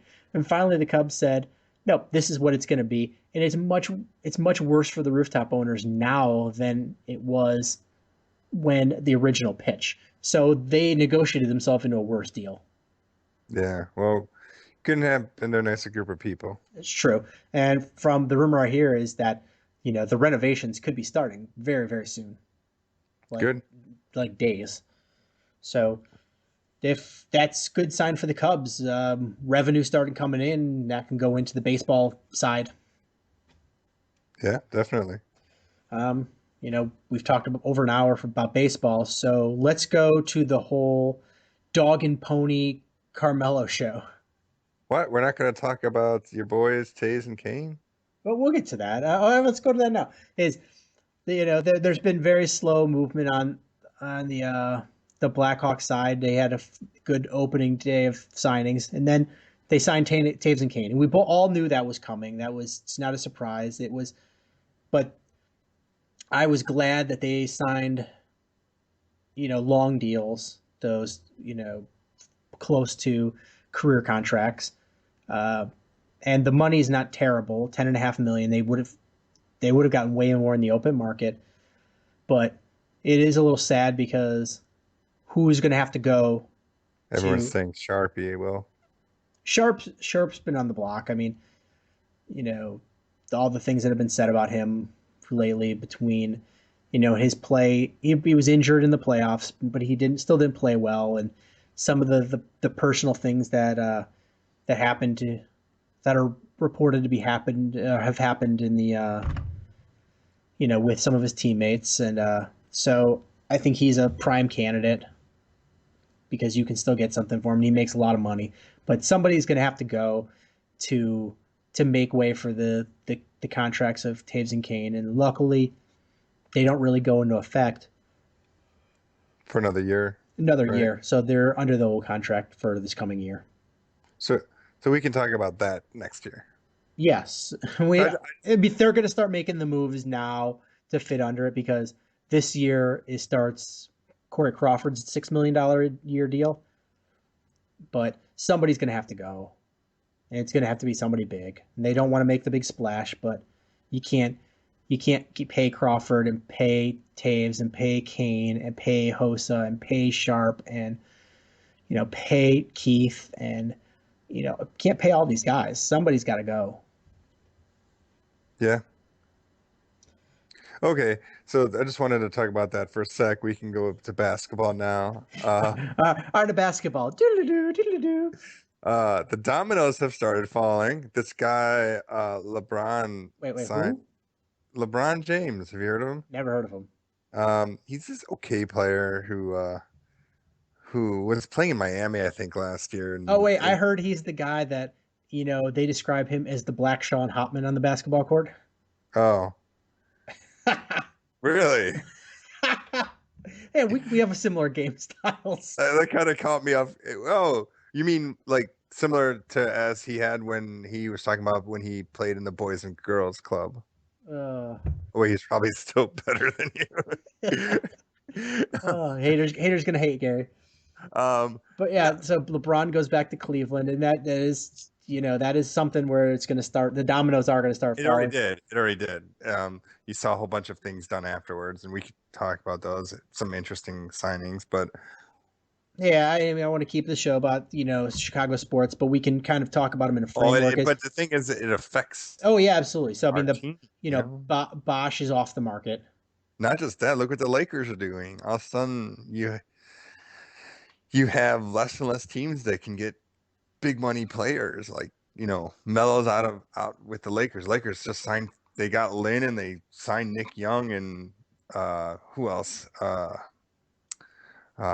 Another I forgot who the third person they signed was. Not Jordan Farmer. Was it Jordan Farmer? But I mean, they gave those guys some big money, and that kind of takes. I mean, they're out of the Melo race, and they're probably out of the Kevin Love race too. So it's interesting what's going to happen, and that this all started with the Black Sean Hopman signing with the Cleveland Cavaliers. So yeah, no, it's going to be an interesting next few days. I'm more optimistic about the Bulls now, especially since their NBA championship odds increased dramatically. Yeah, I mean I looked at the Vegas odds, and the Vegas odds right now for the NBA title for the 2015 is Cleveland Cavaliers are now 7-2. The Spurs are 5-1. Oklahoma's 13-2, and then the Bulls are 15-2. So the Bulls have the fourth best odds of winning the NBA title. Yeah, and they haven't even made a deal yet. They have. They've, the interesting thing is that how it seems like they're very close to signing Nikolai Mirotic. So does that mean that Taj is going to have to go if they sign Melo? No. So I've heard a new rumor, and I don't know how true this is because they're all rumors, and Twitter is like a bunch of blah at this point. When it comes to this stuff, is that the Bulls are potentially offering a 2-year deal to Melo. It's that, and then once that's done, he can get a max contract then. So it's sort of like a stopgap deal just because they can't offer it now. And I think that's an interesting offer when you look at his age, and you look at what kind of max contract he can get in 2 years versus now. And the thing that they've been saying all along is if he's coming to Chicago, he doesn't want Taj to be traded. He wants to work out a deal to where Taj is still on the team. And the only way he can do that is if either there's a sign and trade or he takes a lot less money.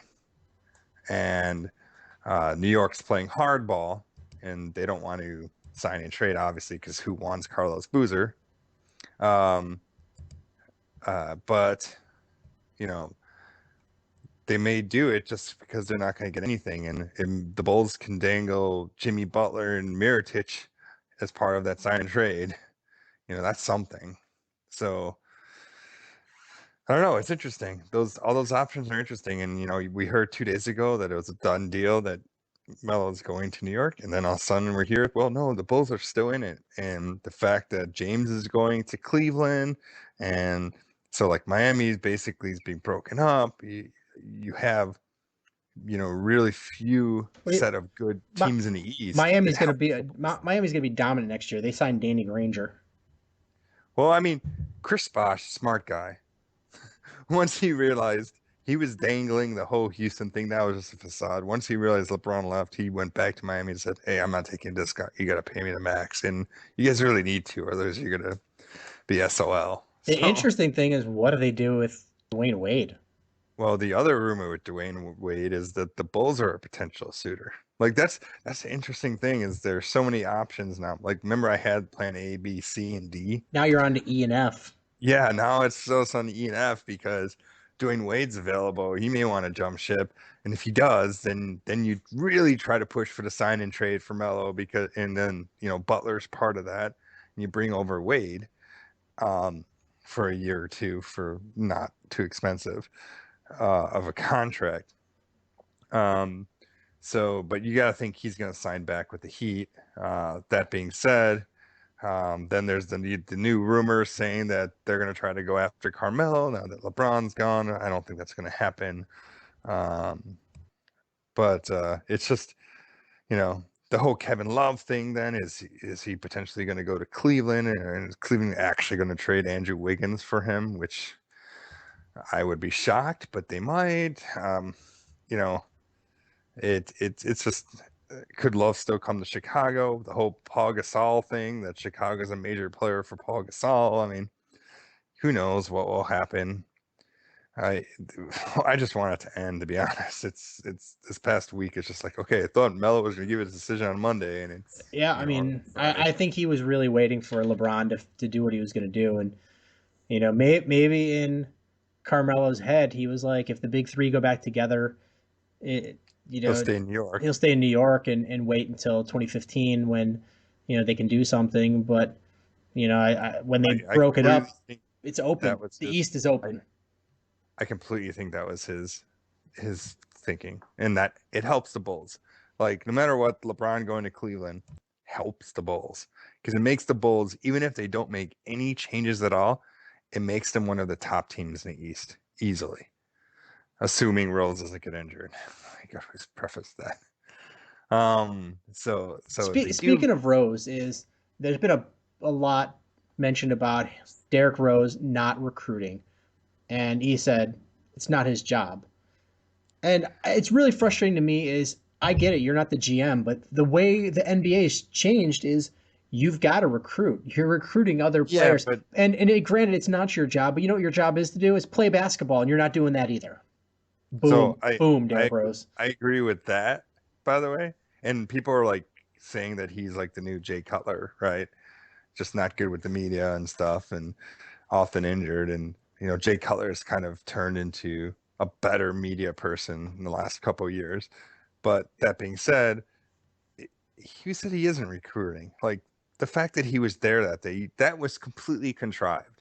There's no way. You know what it was is he didn't go to the meeting with Melo. He didn't go out to dinner with Melo. He didn't greet Melo. You know what he did is he was practicing. So Melo walked in and goes, "Oh, look, Derrick Rose is practicing." Means he's still got two wheels. That's all it was. Yeah, but that was just how contrived that was.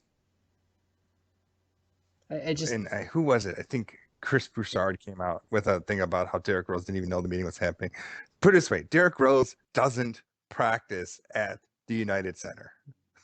Like, that's what people don't understand. Oh yeah, it was totally staged, but it was basically all it was this is exactly I think what happened is they went, Derek, can you recruit? Nope. Why not? I don't do that. Okay.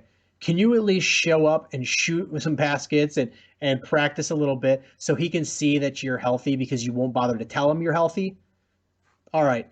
So he shows up and do that even. Why would he do that? Like, that doesn't make any sense. Like, I think. Well, it's huge for any free agent coming.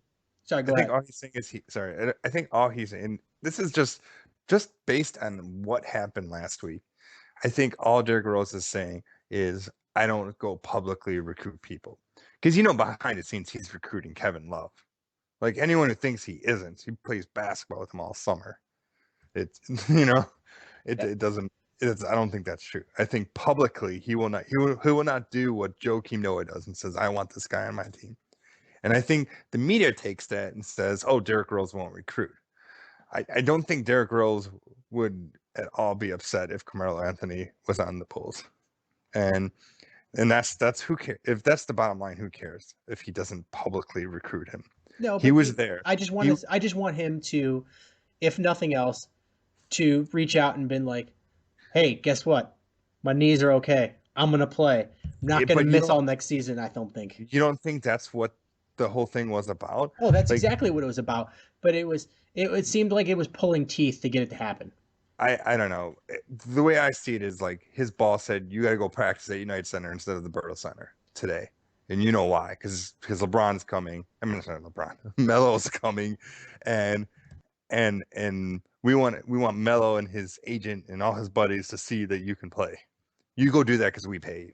And the thing is it's like pulling teeth a lot, getting him to buy into what they want to do, like letting the team know what he's doing, and him discussing with the team before he spouts his mouth to the media, or before his brother Reggie goes to the media. Well, if you notice, Derrick Rose doesn't say anything. It's really Reggie who says it all for him. Yeah, but Reggie's his mouthpiece. Reggie doesn't. I don't think Reggie goes on his own. I think Reggie is a mouthpiece for him. I don't disagree with that. I'm just saying that when push comes to shove, like, a lot of NBA players have mouthpieces, and some on their own mouths. And I think when push comes to shove, though, you saw who was boss. Bull said, you're going to go there and you're going to go shoot in front of Carmelo and you're going to go talk to Melo. And good. He needs a healthy dose of that. Yeah. So because are you upset? Like, I don't know why people are so upset about it. He did it. Like, if he didn't do it, like, in this whole message that Chris Broussard sent about, oh, Derrick Rose didn't even know Carmelo Anthony was going to be there. That's silly.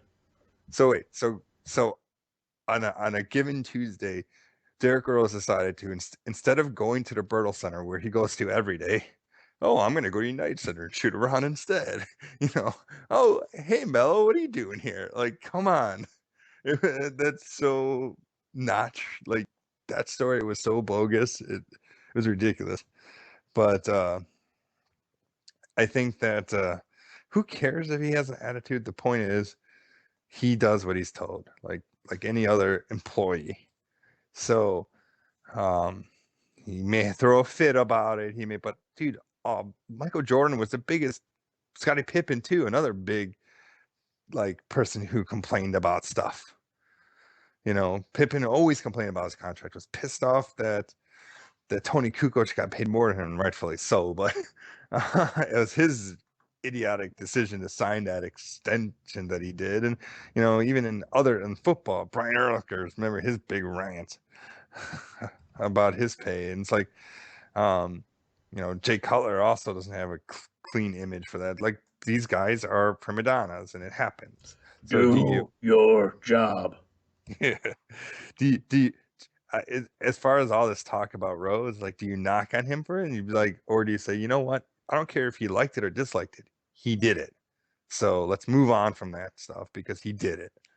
Like, so So I I mean, don't. now it's going to be an interesting next few days is what happens, and Well, where does Kevin th- Love go?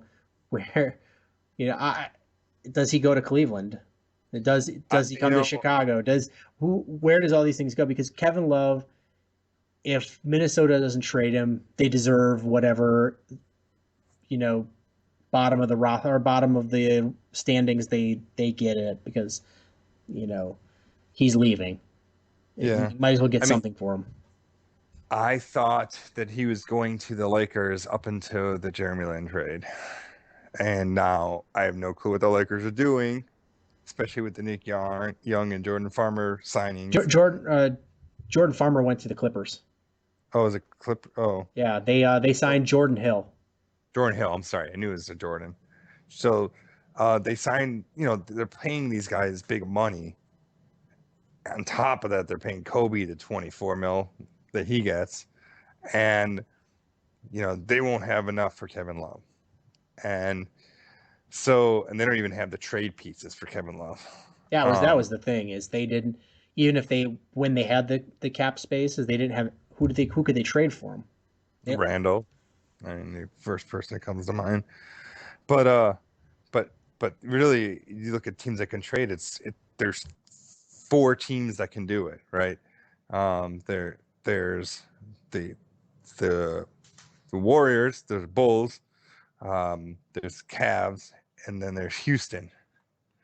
And I don't know what Houston has a couple guys they can offer, but I mean they're really just trading to eat the salary.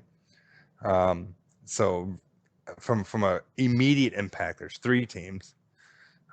I think Cleveland has the best piece in Wiggins.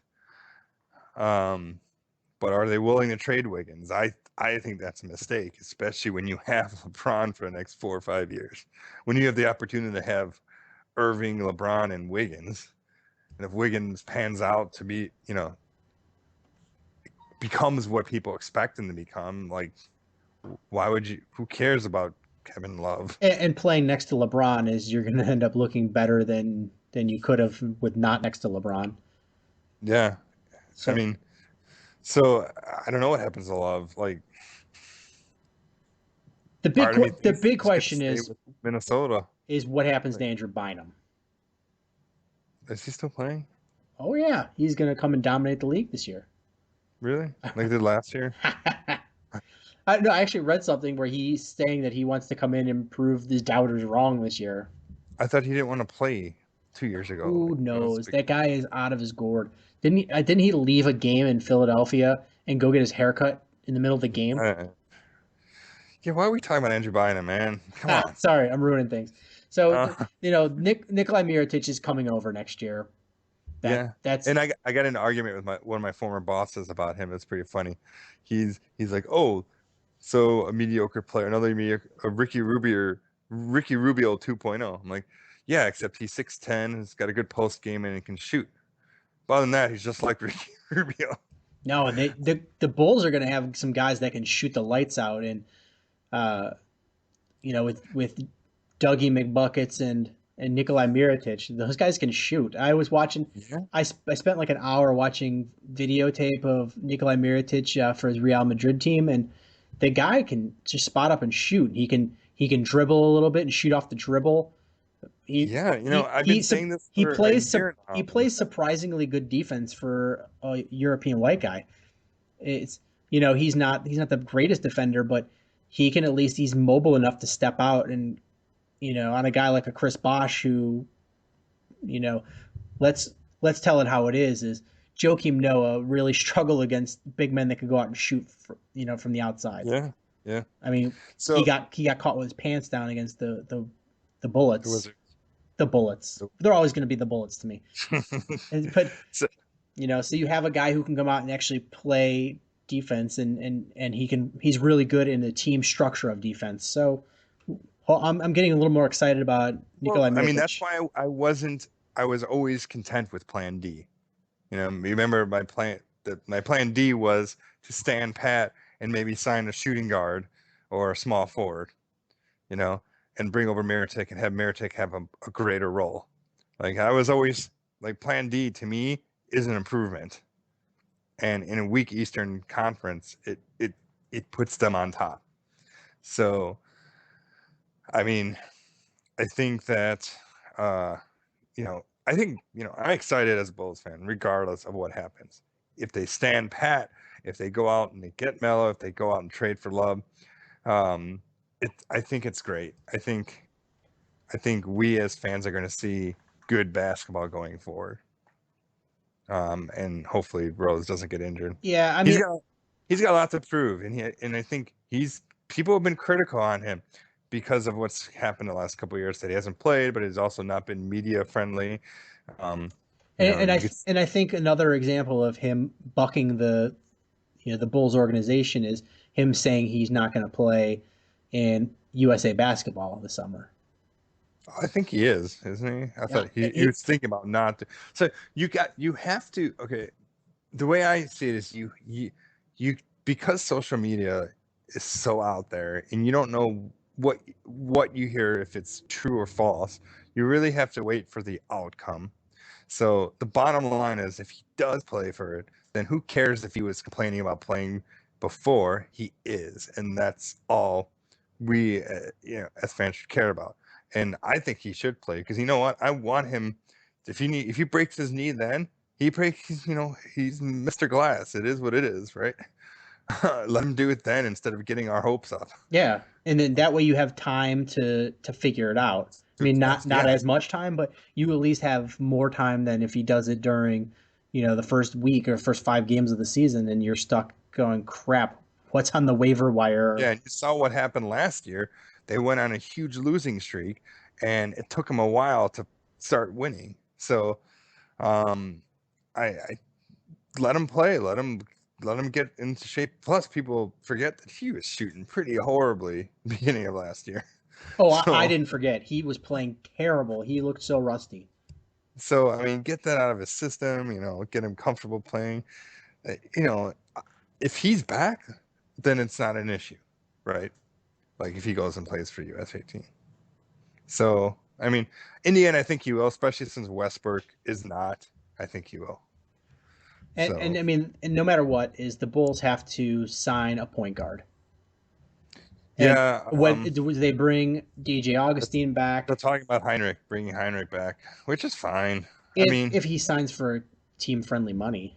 Yeah, I think Heinrich's one of the most underrated players on the Bulls the last couple of years, and I think that he doesn't have the sexy stats, but he has all those like intangible stats that really, that you really need. Like his plus minus differential was great the last 2 years. Like when he gets in there, like teams don't score against the Bulls for some reason, whatever the reason is.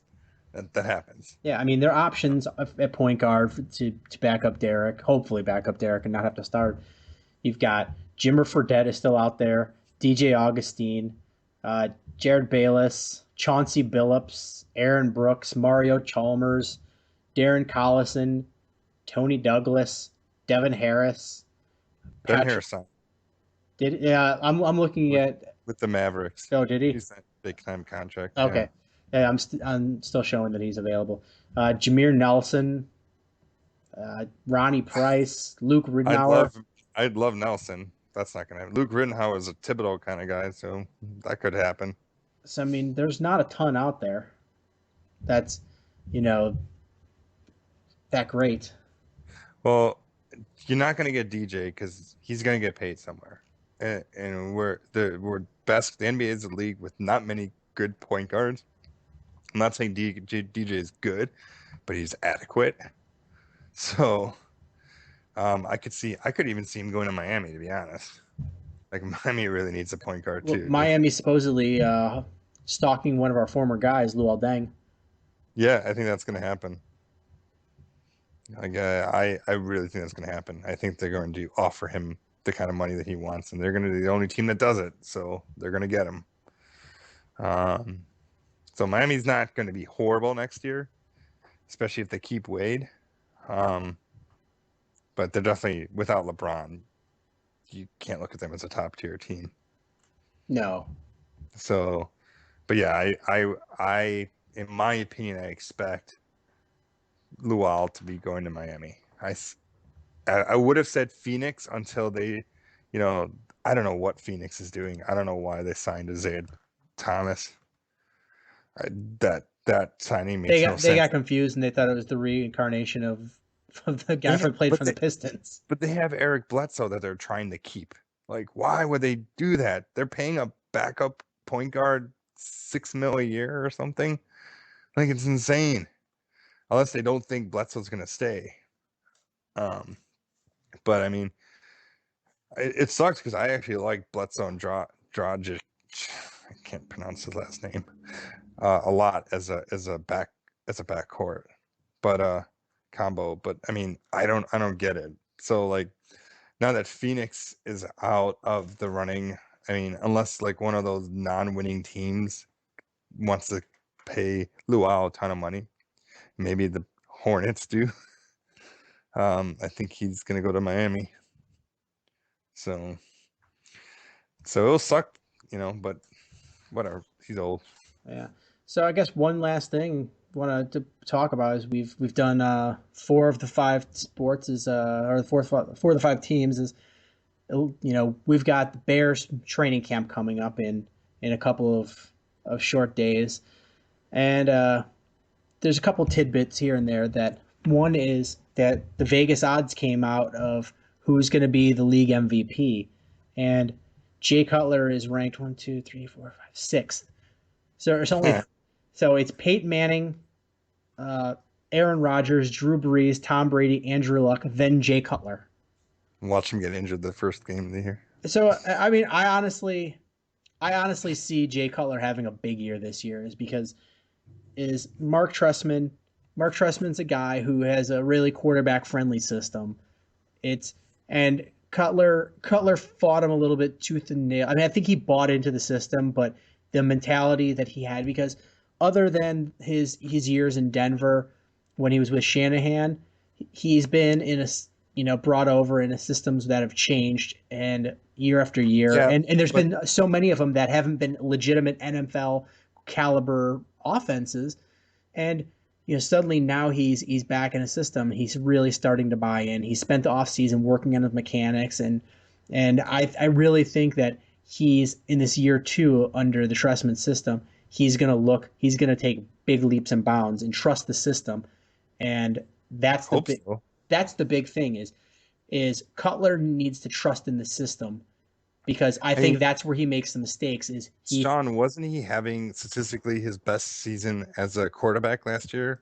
Like, except for the injuries, of course. Like, if he played a full season, he would have statistically had better stats than any season. Maybe not thrown it for as many yards, but like his QB rating was really good. Yeah, he had a good season last year, other than getting hurt. And the Bears offense showed.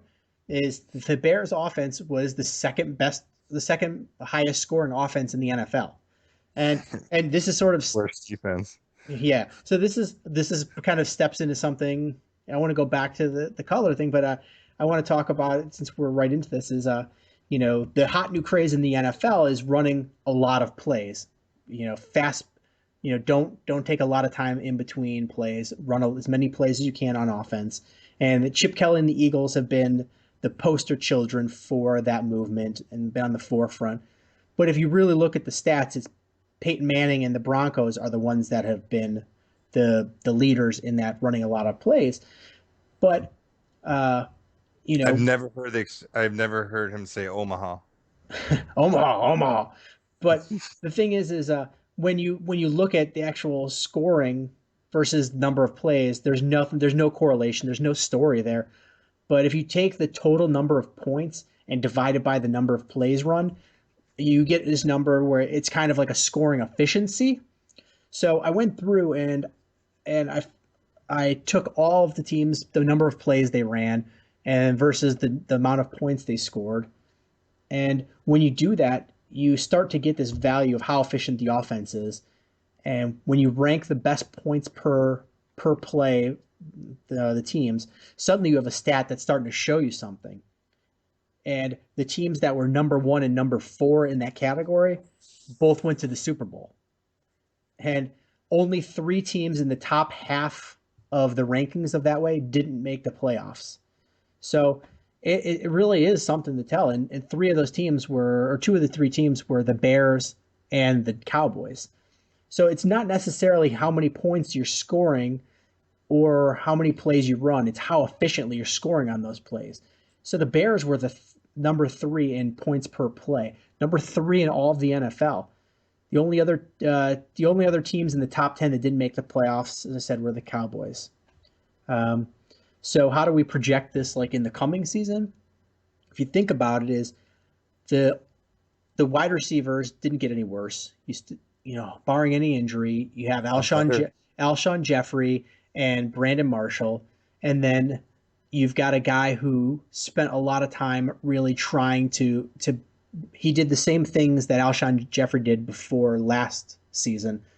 You have Marquise Wilson, who worked out with Brandon Marshall and really put in the time and effort to really try to be that breakout number 3 receiver.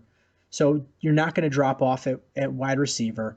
Tight end, you still have Martellus Bennett, who's a really good tight end. The offensive line, you're bringing back the same 5 offensive linemen, and the weakest link that you had was Jordan Mills at right tackle, and you're going to have competition at right tackle, so you may even get better at the offensive line.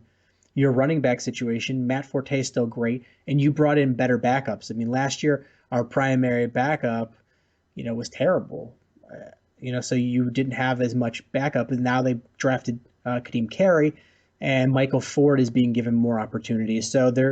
And then you have Cutler with a second year under the system, spent the whole offseason really working on his mechanics and making sure that he was flawless, working on the new system and understanding the language so it's like second nature to him.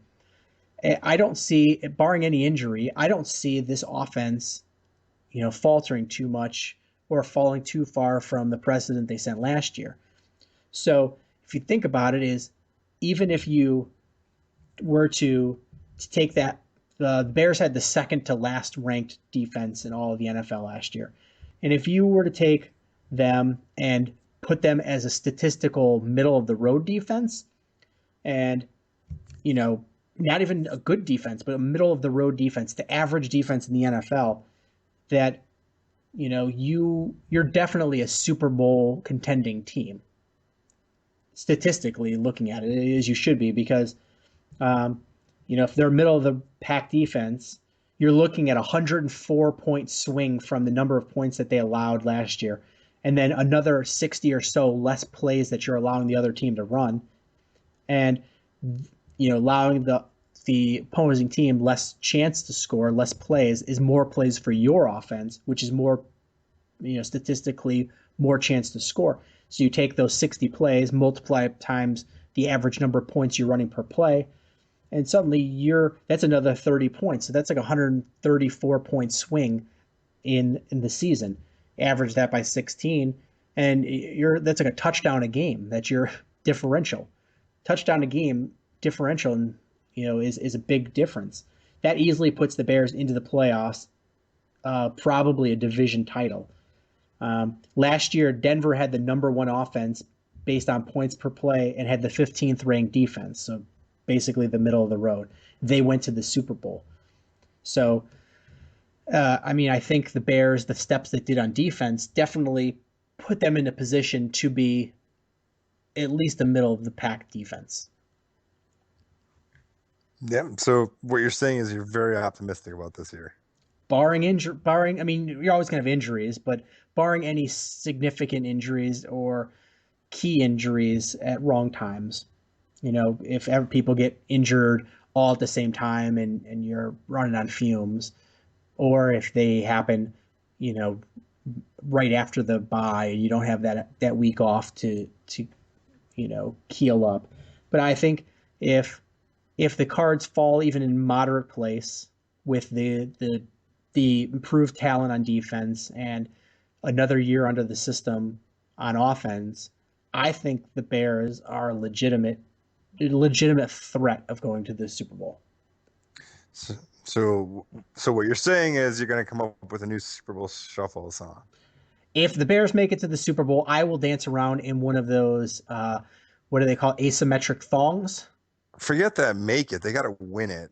I don't care. 06 was such a weird, like watching that game in 06, especially when Hester started off with the kick return touchdown.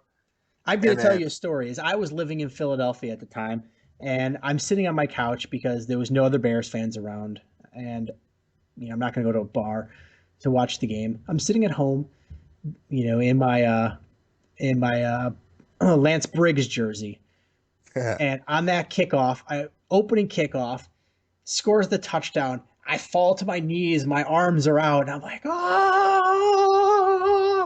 and then nothing. and then after that, it was the Moose and Muhammad and Rex Grossman show where they just pooped the bed.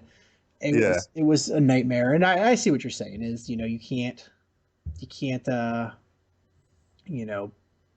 At this point, as a Bears fan, how long it's been, uh, making it to the Super Bowl is not good enough, I think, and especially with like Jay Cutler's legacy. Like Jay Cutler has to win a Super Bowl, right, before people start accepting him as a good QB. No, and people are, even if he wins the next 3 Super Bowls, people are still going to hate him. Yeah, I mean, he tainted himself so much that I don't. I mean, I don't know if he tainted himself. It's just people just don't like him. I mean, look at who is the running back from Jacksonville, Maurice Jones-Drew. When Cutler got hurt in the NFC Championship game and couldn't go back in, and was his MCL or ACL, and he was MCL, and Maurice Jones-Drew was like, "Oh, he's a sissy. I would have played through it." And then that guy missed. So were the announcers of the game, by the way. And like nobody else in the world, LeBron James got cramps, and they were like, "Well, you have to understand, you just can't play through cramps." But then they expect Jay Cutler to play through a torn MCL. Like that's the definition of stupidity. I don't like calling people stupid, but that's stupid.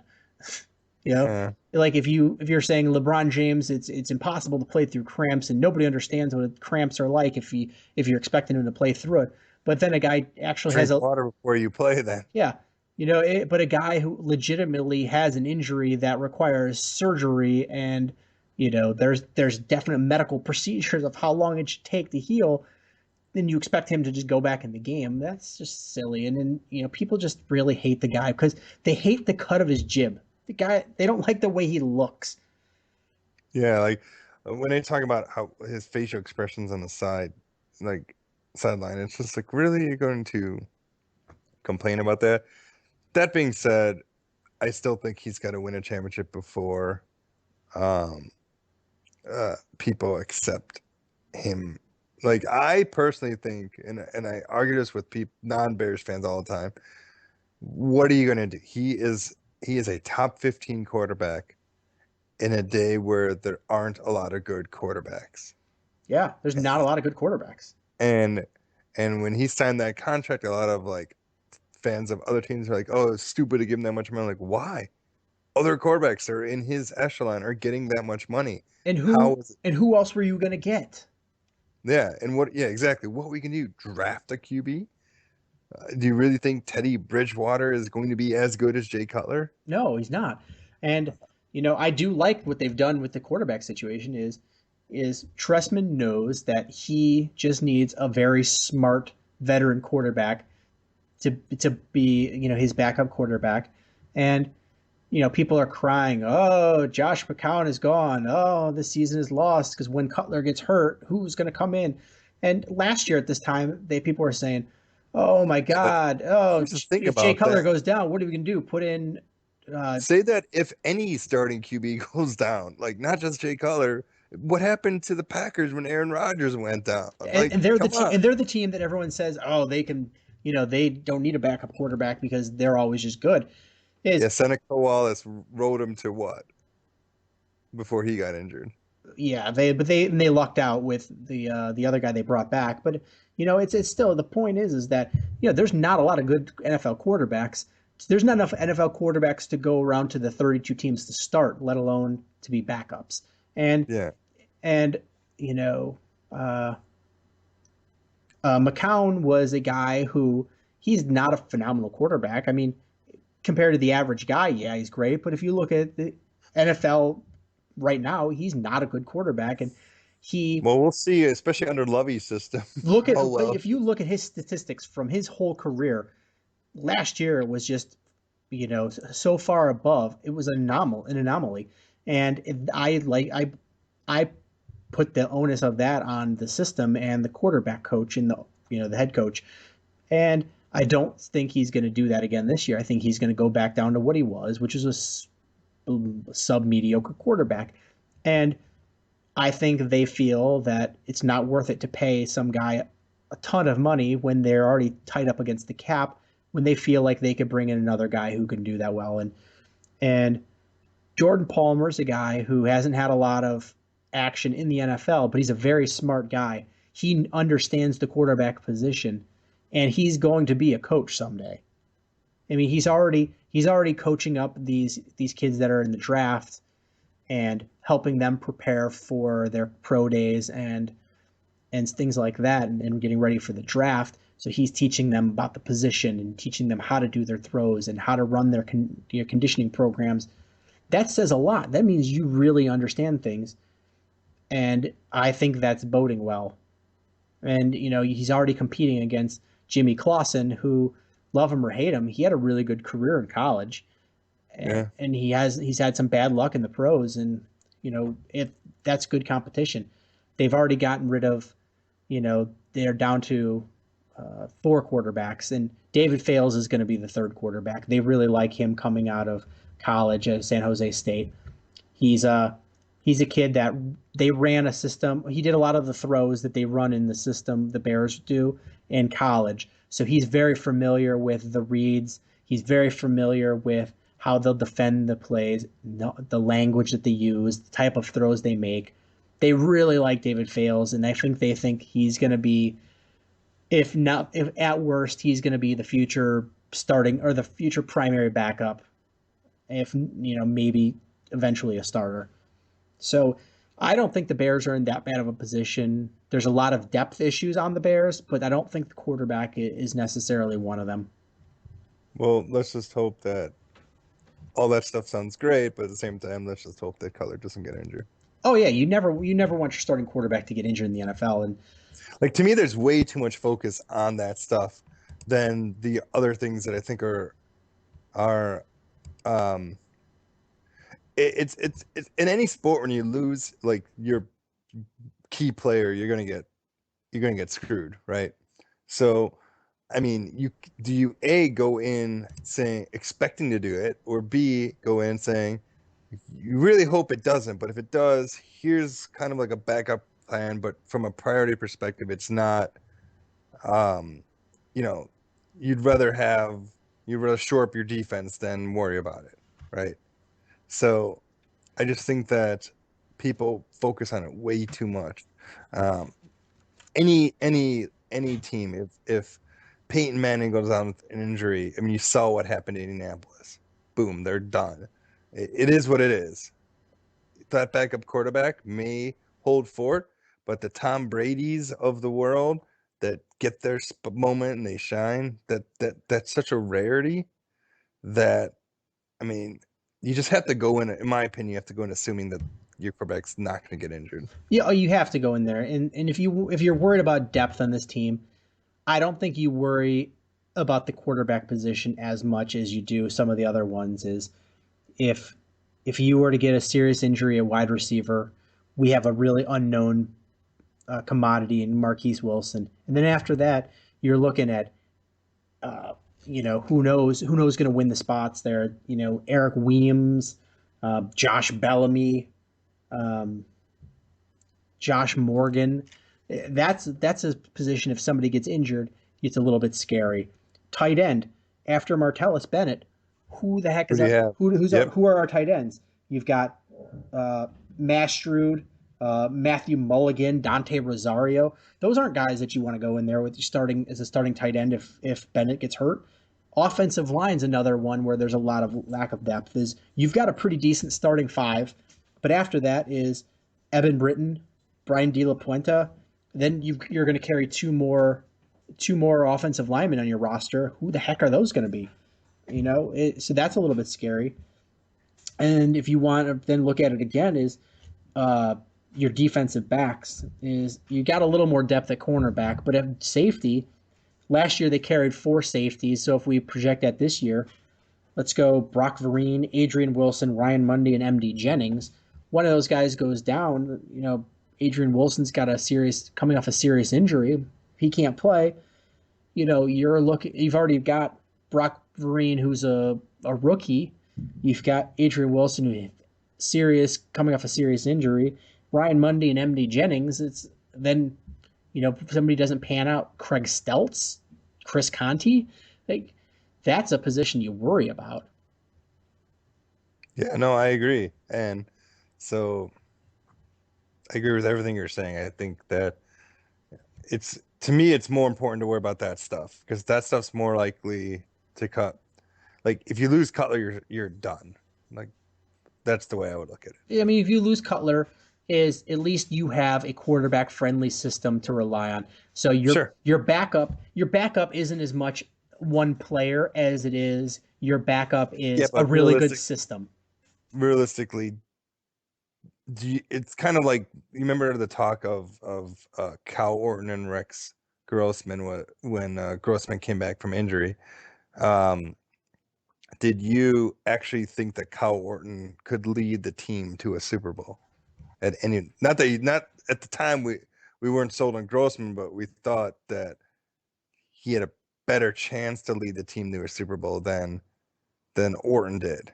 And I think it's the same thing. Would you think Jordan Palmer can lead a team to a Super Bowl? I mean, I doubt it. You're really stretching it there. But I'm saying is that that's basically what I'm trying to get at. Yeah, I mean, I'm saying is your best. What you're saying, I'm saying is your backup quarterback best option is you've got a really quarterback friendly system and good talent around the quarterback and good protection.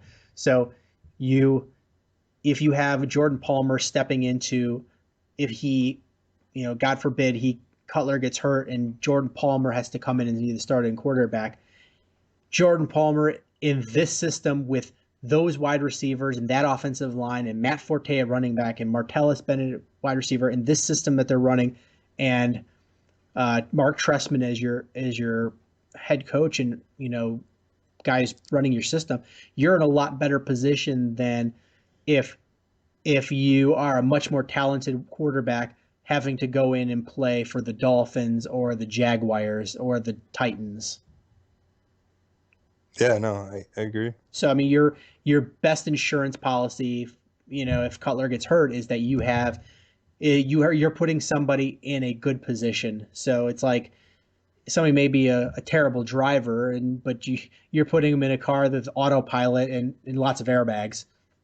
So it's it's a good position to put somebody in. So even somebody with less talent and less experience can succeed in it, and we saw that last year with Josh McCown coming in and really succeeding in a system and playing much better than ever. Let's put it this way: it at this point, it seems that we're very optimistic as fans. It doesn't matter if they succeed or don't. All that matters is the Bears not only make the playoffs, but advance far into playoffs. And if beat the damn Packers. And beat the Packers and beat, well, it's not just that. It's like, I think the mindset should be if they do, regardless of Jay Cutler or another QB or whatever happens, if the Bears don't make it deep into the playoffs, it's going to be a disappointing season this year. And I think it's a good mindset to have. I think it's a realistic one too. And we'll just see, I guess. Which is why I go back to what I was saying before. Let's just hope that Cutler doesn't get injured. Yeah. But I mean, this has been a long show already, so say we call it a day. You're making miss all my news about. I wanted to watch SportsCenter and hear all the LeBron James stuff. Oh, LeBron! It's like he went in reverse. He went. I'll give him credit. His article. I'm not very well done. whoever's PR people. Yeah, whoever wrote that. But I did like.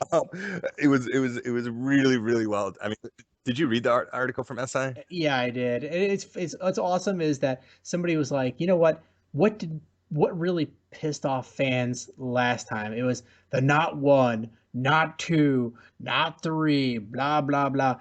They're like, well, this time let's say we know it's going to be a long, hard road to get to a title, but we're going to try our best. Well, no, I think in all honesty, I told someone this earlier, and this kind of relates to the Bulls. I think this is a clear difference between how Adam Silver is running the NBA than David Stern. David Stern was all for LeBron going to Miami because all David Stern cared about was revenue, and I don't think David Stern would be for LeBron leaving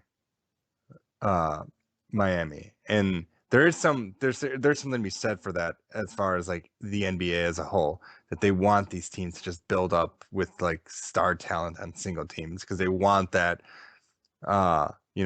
star talent team A versus star talent team B, in the finals. So I think it's a good step when the league allowed something like this to happen. That being said, my guess is LeBron has grown up a lot, and I'm sure a couple of championships helped him grow up.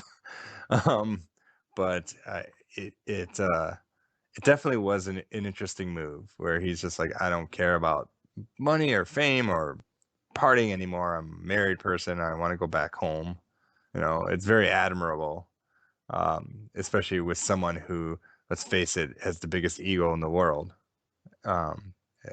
So It's speaking of Adam Silver and David Stern, do you have to be an awkward, weird-looking dude to be the NBA commissioner? Adam Silver is a weird, awkward-looking dude. An awkward, weird-looking Jewish dude. Come on. David Stern, awkward, weird Jewish dude. And then Larry O'Brien was a weird-looking dude too. I think Adam Silver is doing a good job. I think what he did with the Clippers was great. I think that he's promoting diversity through the league, meaning like the best thing about the 90s, and you always argue with kids nowadays, oh, the players now are better than the best thing about the 90s. There were like 10 teams that were good. It was great. There were so many teams that were good. And it was like a crapshoot. Bulls won every year, but like it wasn't like they ran by everybody. There were the Pacers were good, the Knicks were really good, and the Supersonics, the Jazz, the Trailblazers. You had some really good teams in the 90s.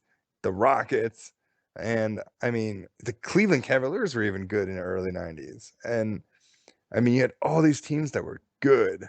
And it was fun to watch, and it seems like in the last 10 years that's been really lost because all these superstars go and decide to play with each other. Starting with the Lakers in the early 2000s. That kind of. I guess it started earlier. It started with the Rockets in the late 90s, but they never actually won. But it's nice to see. You get the occasional outlier like the Pistons one year or the Celtics one year, but for the most part, it's been these teams that have been built with superstars. And I would love to see, like, this is why I hope Kevin Love doesn't go to Cleveland, just to see the parity in the NBA. I think it will be a lot more fun to watch games. I agree. But I think that's going to wrap it up for this week's episode of Bill Swerski Sports Talk Chicago. We are recording from the Rockford Ice Hog studio, and for the show, this is Gary and Sean. Thanking you guys for listening.